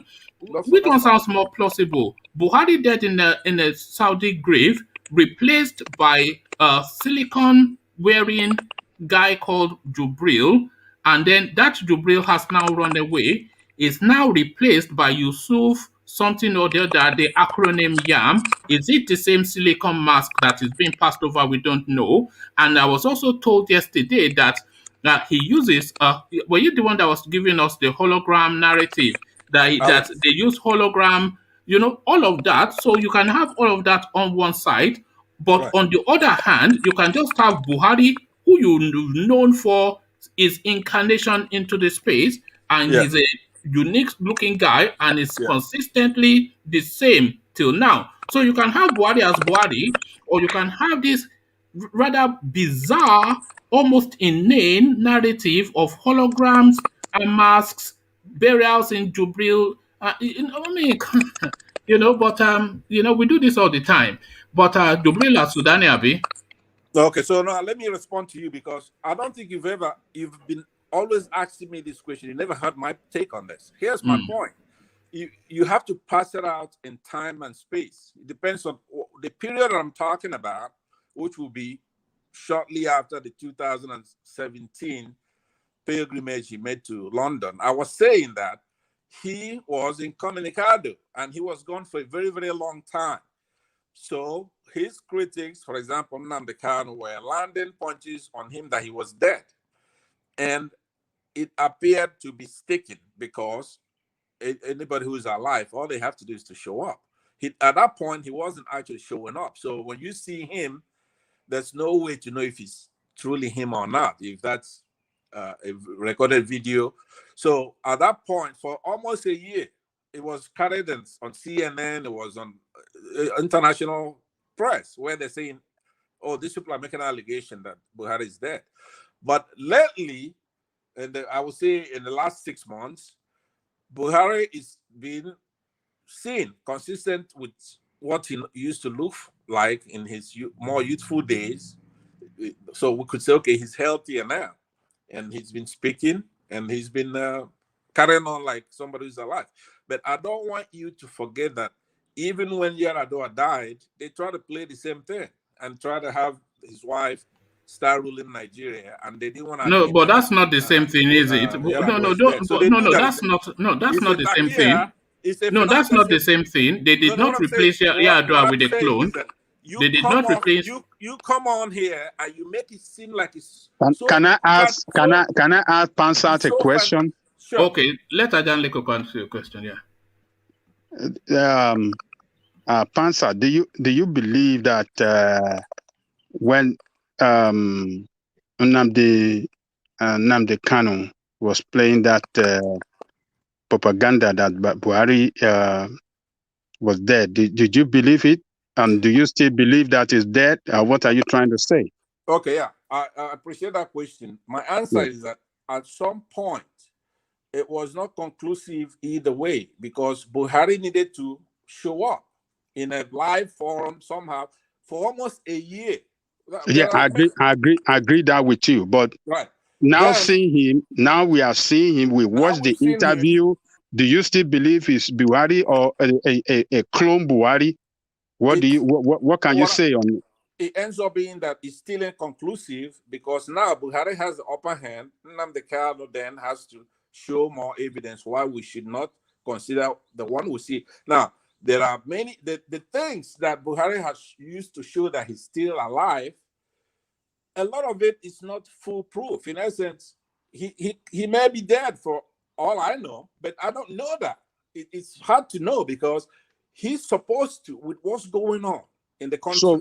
So by your position now, by your own position now, you want to agree with me that Nnamdi Kanu lied. I'm not going that far. I'm saying that right now Buhari has sufficiently moved that needle to where I'm now doubting what Nnamdi Kanu said because here he's been lucid enough. Okay, he's been lucid enough to where technology alone cannot explain, and but still there is still that. You have to know when to give it up. Just give it up and concede that he made up a story. But thank you, Ajan Lekoko, but let me just come in here. You know, I was saying that Nnamdi Kanu is essentially Buhari's agent. This is what I'm saying.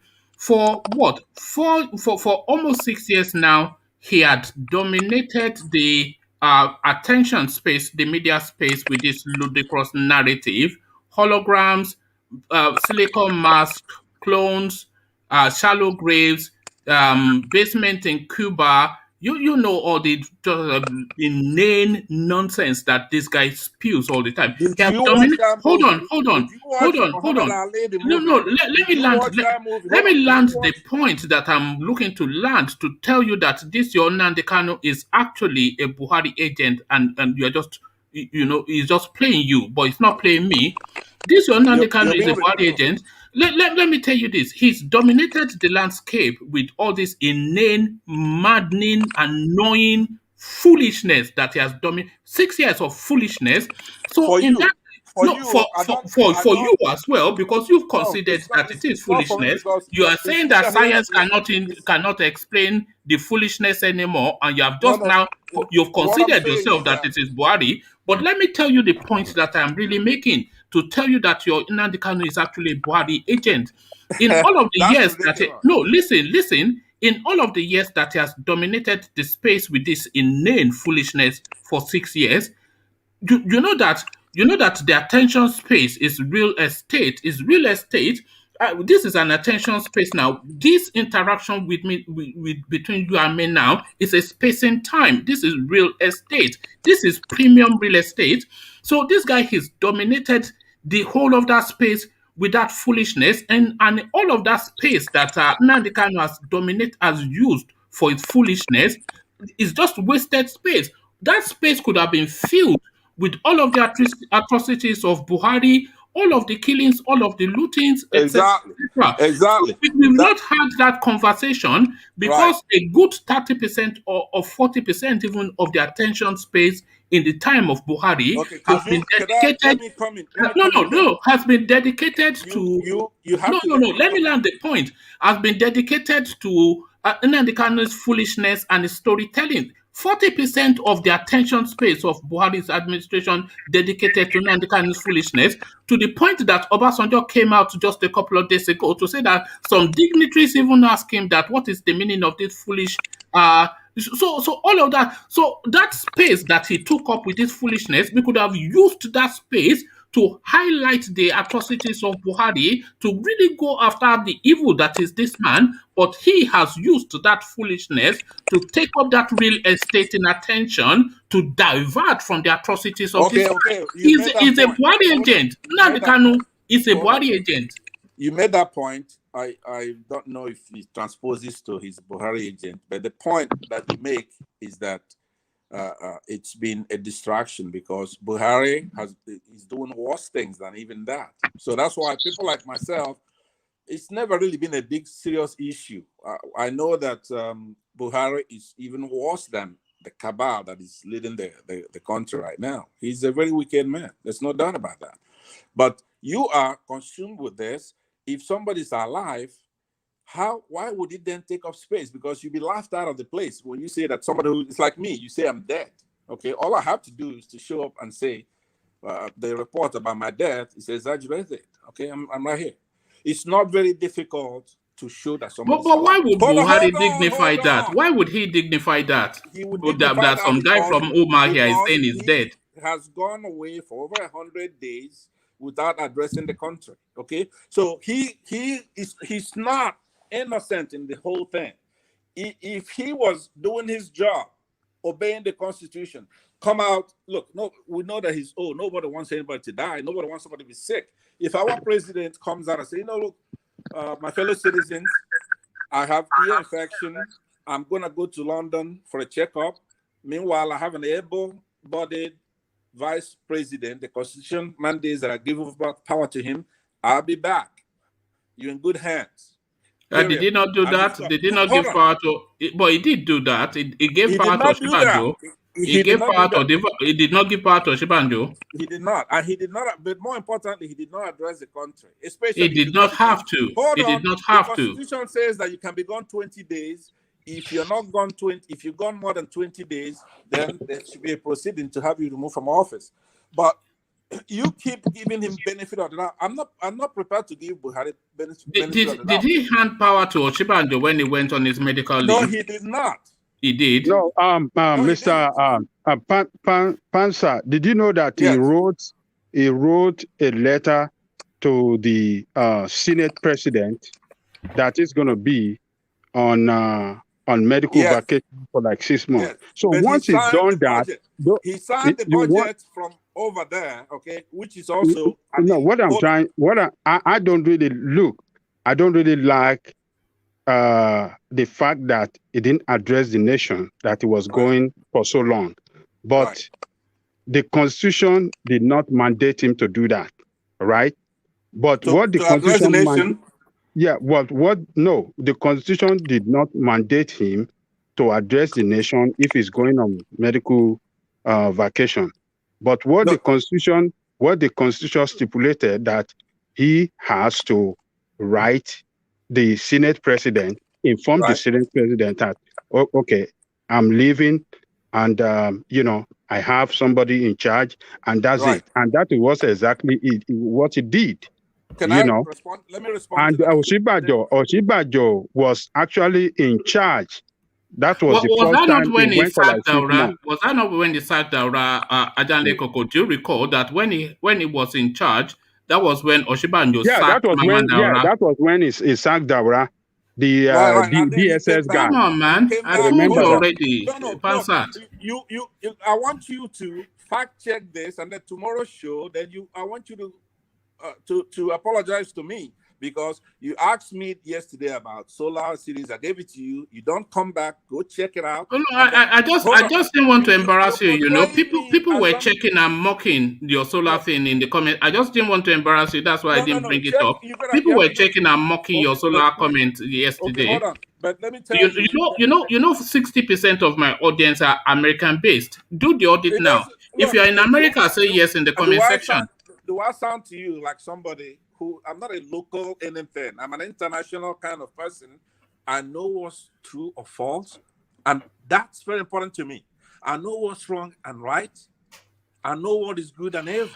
Okay. So all right. All I'm telling you is that Buhari went over there. He did not hand over, but the vice president was acting as his vice president when he was gone, but he did not. He was the acting president. It wasn't the acting. But he did not. He was not an acting president.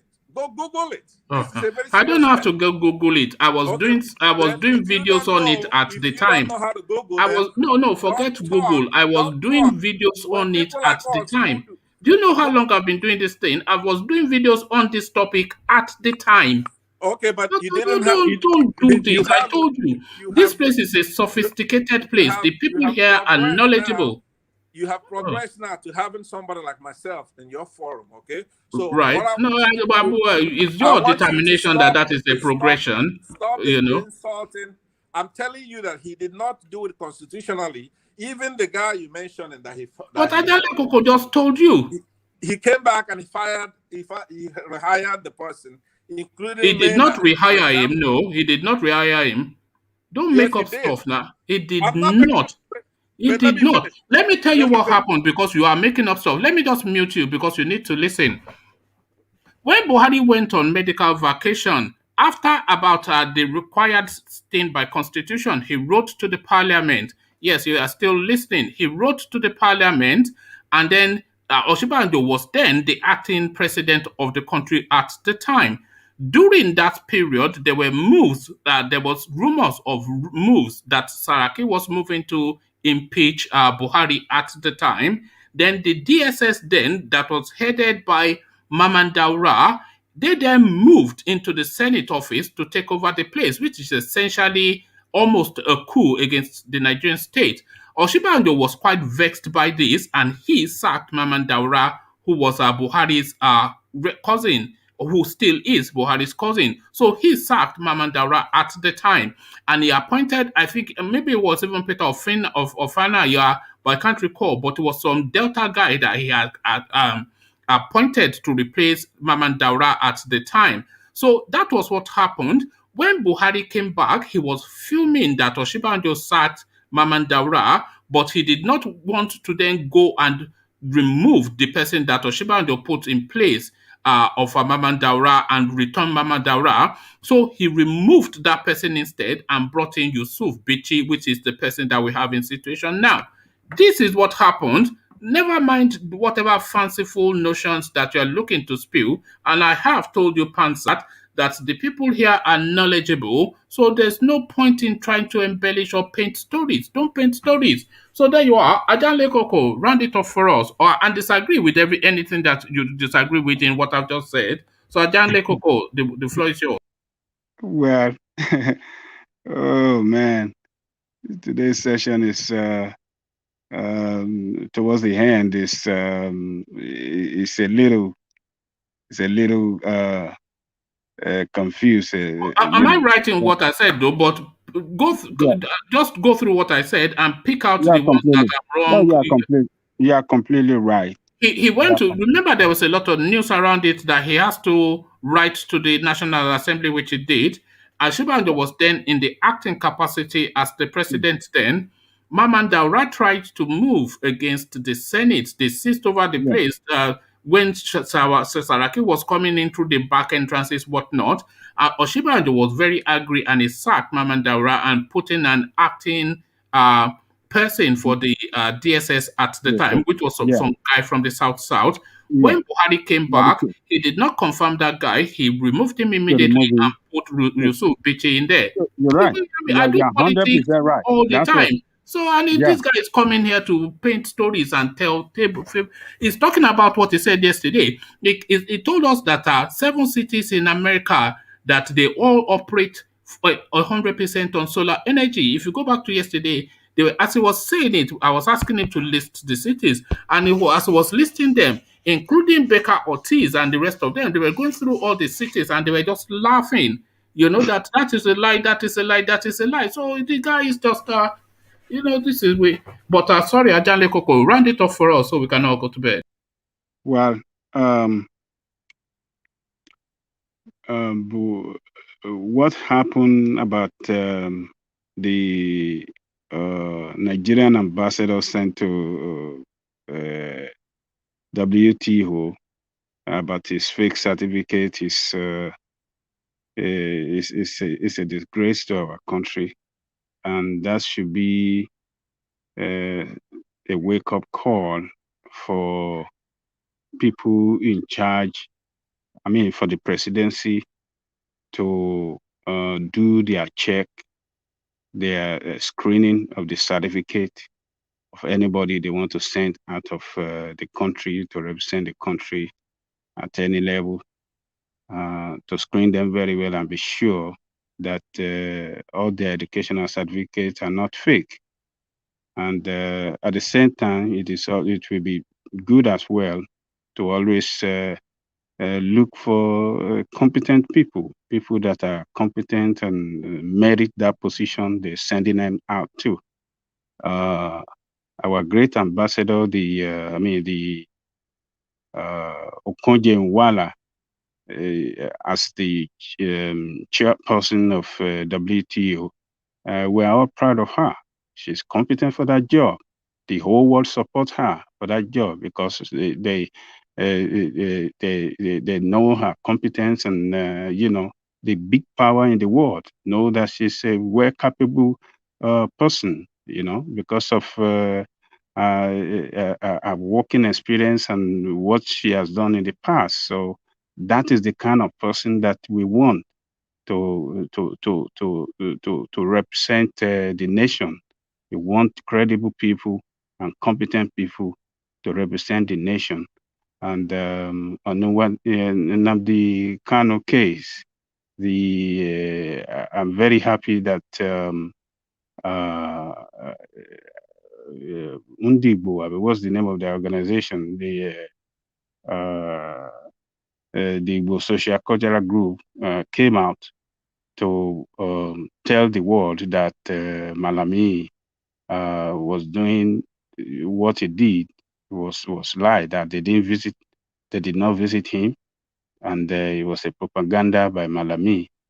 And the media in Nigeria should be able to come to that space to challenge Malami, that who are the Igbo representatives that came to meet him, because they didn't address the media. It was only Malami that did everything. So obviously Malami was lying, and they should be held responsible for lying to the nation.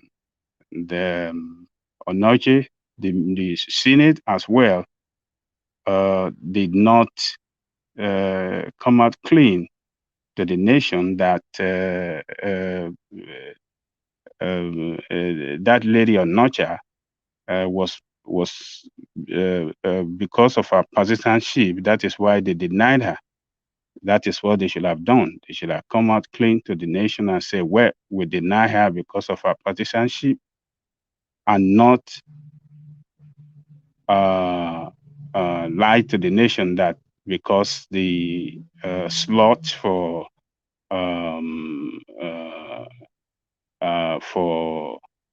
Delta State has been, taken by another officers from Delta State. So the Senate should do a nice job always to tell the truth and not hide anything from the nation. I don't know what they are trying to hide by not telling the nation, the truth about ONOCHIA. ONOCHIA was not qualified. She's a partisan woman, and she should be able to say it, boldly, that she's partisan, and that's why they disqualify her. So that's my take for the day, Mr. Woman. All right, thank you. Since we are doing Mr. now, thank you, Mr. Ajanle Koko. Always a pleasure. People always look forward to hearing from you, and you have a steady way of putting things. You don't get excitable like I do, but nevertheless, you still make the points effectively. So, Ajanle Koko, ladies and gentlemen. So that was Ajanle Koko, and this is me now rounding off. And I just wanted to address something, which is something I was trying to say to that chap before he left. A part of me, and really a big part of me, actually sees Nnamdi Kanu as essentially Buhari's agent. I see him as that because if you think of the attention space, me interacting with you now, this is an attention space. And what I am speaking to you about is me occupying that space with a particular topic. So I could be talking to you about baking bread. I could be talking to you about cryptocurrency. I could be talking to you about a whole myriad of things, but I am talking to you now about the Nigerian political space. So the Nigerian political space that I'm talking to you about now, it occupies this space, this real estate of attention that we're interacting with each other. So the value cost of me talking about the Nigerian political space are all of the other things that could be occupying this attention space. So have that as a concept. So this is why I am saying Nnamdi Kanu is Buhari's agent, and I'm saying that not abstractly, but instinctually, factually. This is my core belief. So this guy, he occupies an attention space, and a huge attention space. You know how much attention space Nnamdi Kanu occupies within the Nigerian narrative. So he occupies that attention space, but then for that attention space that he occupies that space with a very inane narrative that Buhari is dead and in a shallow grave in Saudi Arabia, that Buhari that was dead was now replaced by a clone. See where we are. A dead man. I don't even think the Germans have that technology, but Nnamdi Kanu will convince his followers that the Fulanis have it and it's available at a price. So this dead Buhari has now been replaced by a clone who wears. This is Star Trek. I watch a lot of science fiction. Stargate, SG-1, Farscape, Star Trek, Red Dwarf. There's no science fiction thing that I don't watch. This is even more fantasized than the most fantastic science fiction that I've ever seen. So this guy tells us that Buhari is dead in a shallow grave in Saudi Arabia to be replaced by a clone called Jubril. And how is that clone passing off as Buhari? He wears a silicone mask. This is what this guy is telling us. And then, as though that wasn't bad enough, that occupied a vast attention space for a very long time. As though that wasn't bad enough, he then came out to tell us that this clone called Jubril at Sudani, he has now run away to be replaced by another clone called Yusuf something or the other, the acronym YAM. And this is something that even Professor Dataho, who somebody you know, he has come to tell me about all this in a serious conversation that this whole thing is a thing. So Buhari dead in a shallow grave in Saudi Arabia, replaced by a clone wearing a silicone mask wearing clone called Jubril at Sudani, who has then been replaced by another. I'm not sure if it's the same silicone mask that they are passing to each other, but the Jubril at Sudani has now been replaced by a Yusuf at something. So you see that thing. So for that to be a thing, and that is already beyond fantasy, that is just inane stuff. So for that to even be a thing, everybody has to be complicit in it. All of the 36 state governors, of course, they will be seeing Buhari at some point because they have to discuss affairs of their state. So we're talking about all the PDP, APC state governors who meet him routinely at the federal executive meetings, at meetings that they've arranged to discuss a need of their state. All of them, they have to be complicit in the fact, because everybody knows who Buhari is, as I had agreed with Pansat, that is a uniquely peculiar looking guy. So all of them have to be complicit in this conspiracy against the Nigerian people to hoodwink them. So all 36 governors would know that Buhari was dead and it's Jubril, and all the PDPs, they will all agree. All the Obas, because the Ooni of Ife is always in Aso Rock for one thing or the other. The Obi of Onitsha, he goes to Aso Rock frequently. The Olu of Wari, the Oba of Benin, everybody, all the monarchs, they go to the villa. They have to be complicit in that as well. All the foreign dignitaries have to be complicit. There was a time Buhari was never off an aeroplane. So all of these international people that he meets on this travel, they have to be complete. So you see just how ludicrous, just beyond foolish that narrative is. But that narrative, it dominated so much of the entirety of Buhari's administration when Nnamdi Kanu was in circulation. So what am I saying? If we're doing in percentage terms, the Jubril at Sudani and the shouting from the IPOB quarters, it dominated a good, at least conservatively, and but in actual terms, in conservatively 25% at least, you give that as a minimum, but in actual terms, go to 35 to 40% of the narrative. So this is what they did. So we're talking about the attention space being a real estate before. We said that earlier. So if you think that real estate, that is the attention space, is dominated by this Jubril at Sudani, silicon mask and hologram no shit and bullshit and nonsense craziness, if you think that all of that space was dominated by that craziness, 25 to 30%, let's say 30%, just to have a figure to hold on to. If you think that 30% of that attention space was dominated by this foolishness of Jubrila Sudani for 6 solid years, so 30 to 40% of that space. So what is the value cost of that foolish narrative? The value cost is, Obasanjo was telling us that he had a meeting. I could pull up the video for you now. Let me actually pull up the video for you, because you have to see how serious this thing is. So a lot of that, let's just see. Obasanjo, let me just show you this. Obasanjo speaks on Buhari being dead. So, because Obasanjo actually came out to speak on this space just fairly recently. So, if you think, and what Obasanjo was saying in that conversation was that in his interactions with important dignitaries, they are actually having conversations about this Jubril at Sudani thing that Nnamdi Kanu has used to dominate a good 30% of the attention space of the Buhari administration. So I think I might well be able to show you that. If you think of okay, I've actually got that. Let me just show you Obasanjo saying this, because it is very important to let you guys know that Nnamdi Kanu is actually a Buhari's agent, and you are being played. But listen to this, and then I'll tell you exactly what the thinking is. Listen to Obasanjo speak. Oh, did I just capture it now? I did just capture it now. Okay, there it is. Somebody came to me, very high up, very high up, and said, tell me, these talk about Buhari not being Buhari. I said, do you believe this? He said, well, it's in the social media. I said, Buhari will die, and we will not know that Buhari has died. And they will bring out somebody from Sudan to be Buhari.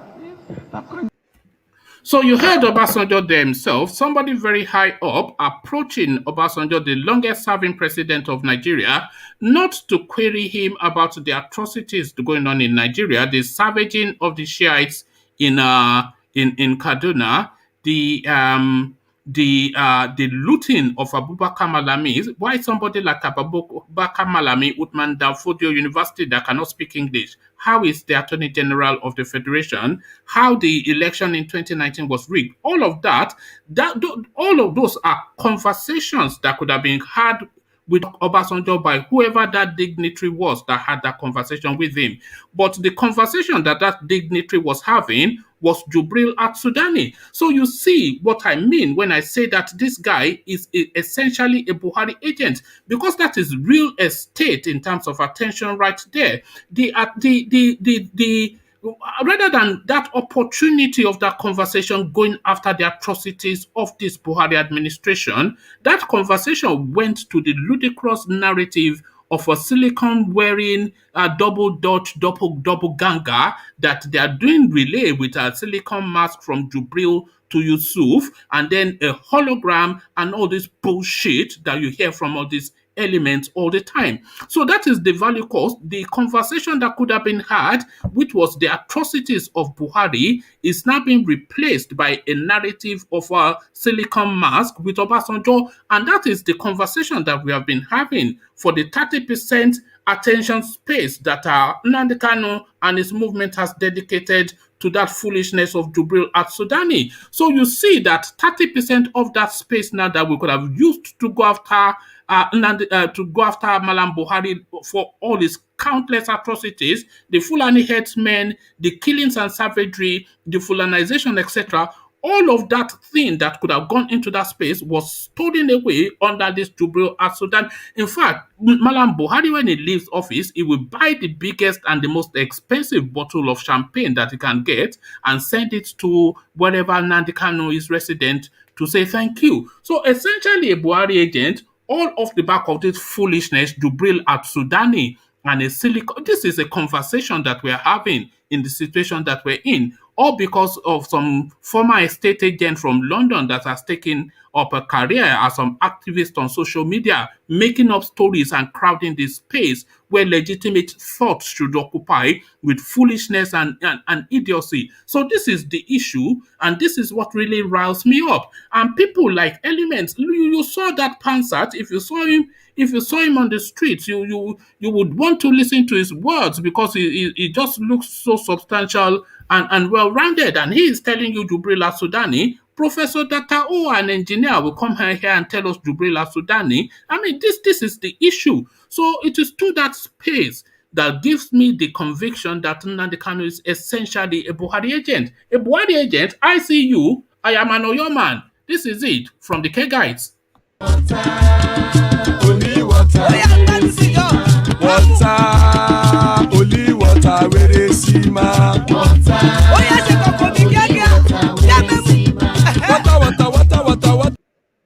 Actually, I'll just leave it there and say goodbye here, and I'll leave you in the hands of the Kegites. But you know my position, the ludicrousness and the foolishness of even that guy, even after Ajan Lekoko had pinned him down, he couldn't even have the conviction to say, okay, it was a foolishness. And you say, no, the science has, just say it is a foolishness. And then by that admission of it being a foolishness, then acknowledge the time that you have wasted on that foolishness and reflect on the value cost of that time.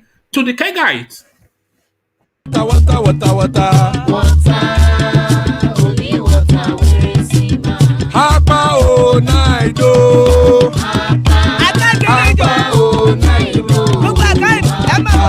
Hapa you don't come o.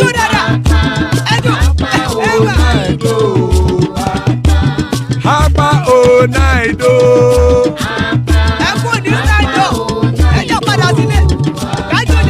Oro kẹ̀kẹ́ ẹlẹ́mù yé o. Ilé ṣọ́díyà kẹ̀kẹ́ ẹlẹ́mù ré o. Bobby Master kẹ̀kẹ́ ẹlẹ́mù ré o. Chief Wáìlà tí kẹ̀kẹ́ ẹlẹ́mù ré o. Eruku lẹ̀lẹ̀ ẹlẹ́mù dé. Eruku lẹ̀lẹ̀ ẹgbẹ́ ẹlẹ́mù dòdò jàre o. Eruku lẹ̀lẹ̀ Ghana ti dé ẹgbẹ́ bọ́dì o. Ọmọ ẹlẹ́yẹ ẹ̀yẹ o ó dilé o. Odúyẹ̀lá ẹ̀yẹ o ó dilé o. Petro Sodana ẹ̀yẹ o ó dilé o. Petro Sodunke ẹ̀yẹ rẹ̀ ó dilé o. Ẹlẹ́kọ̀ ọ̀run mú ìní o.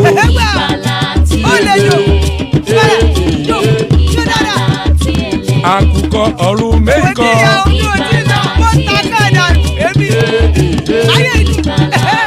Ikú kò ní rí wa gbéṣe o.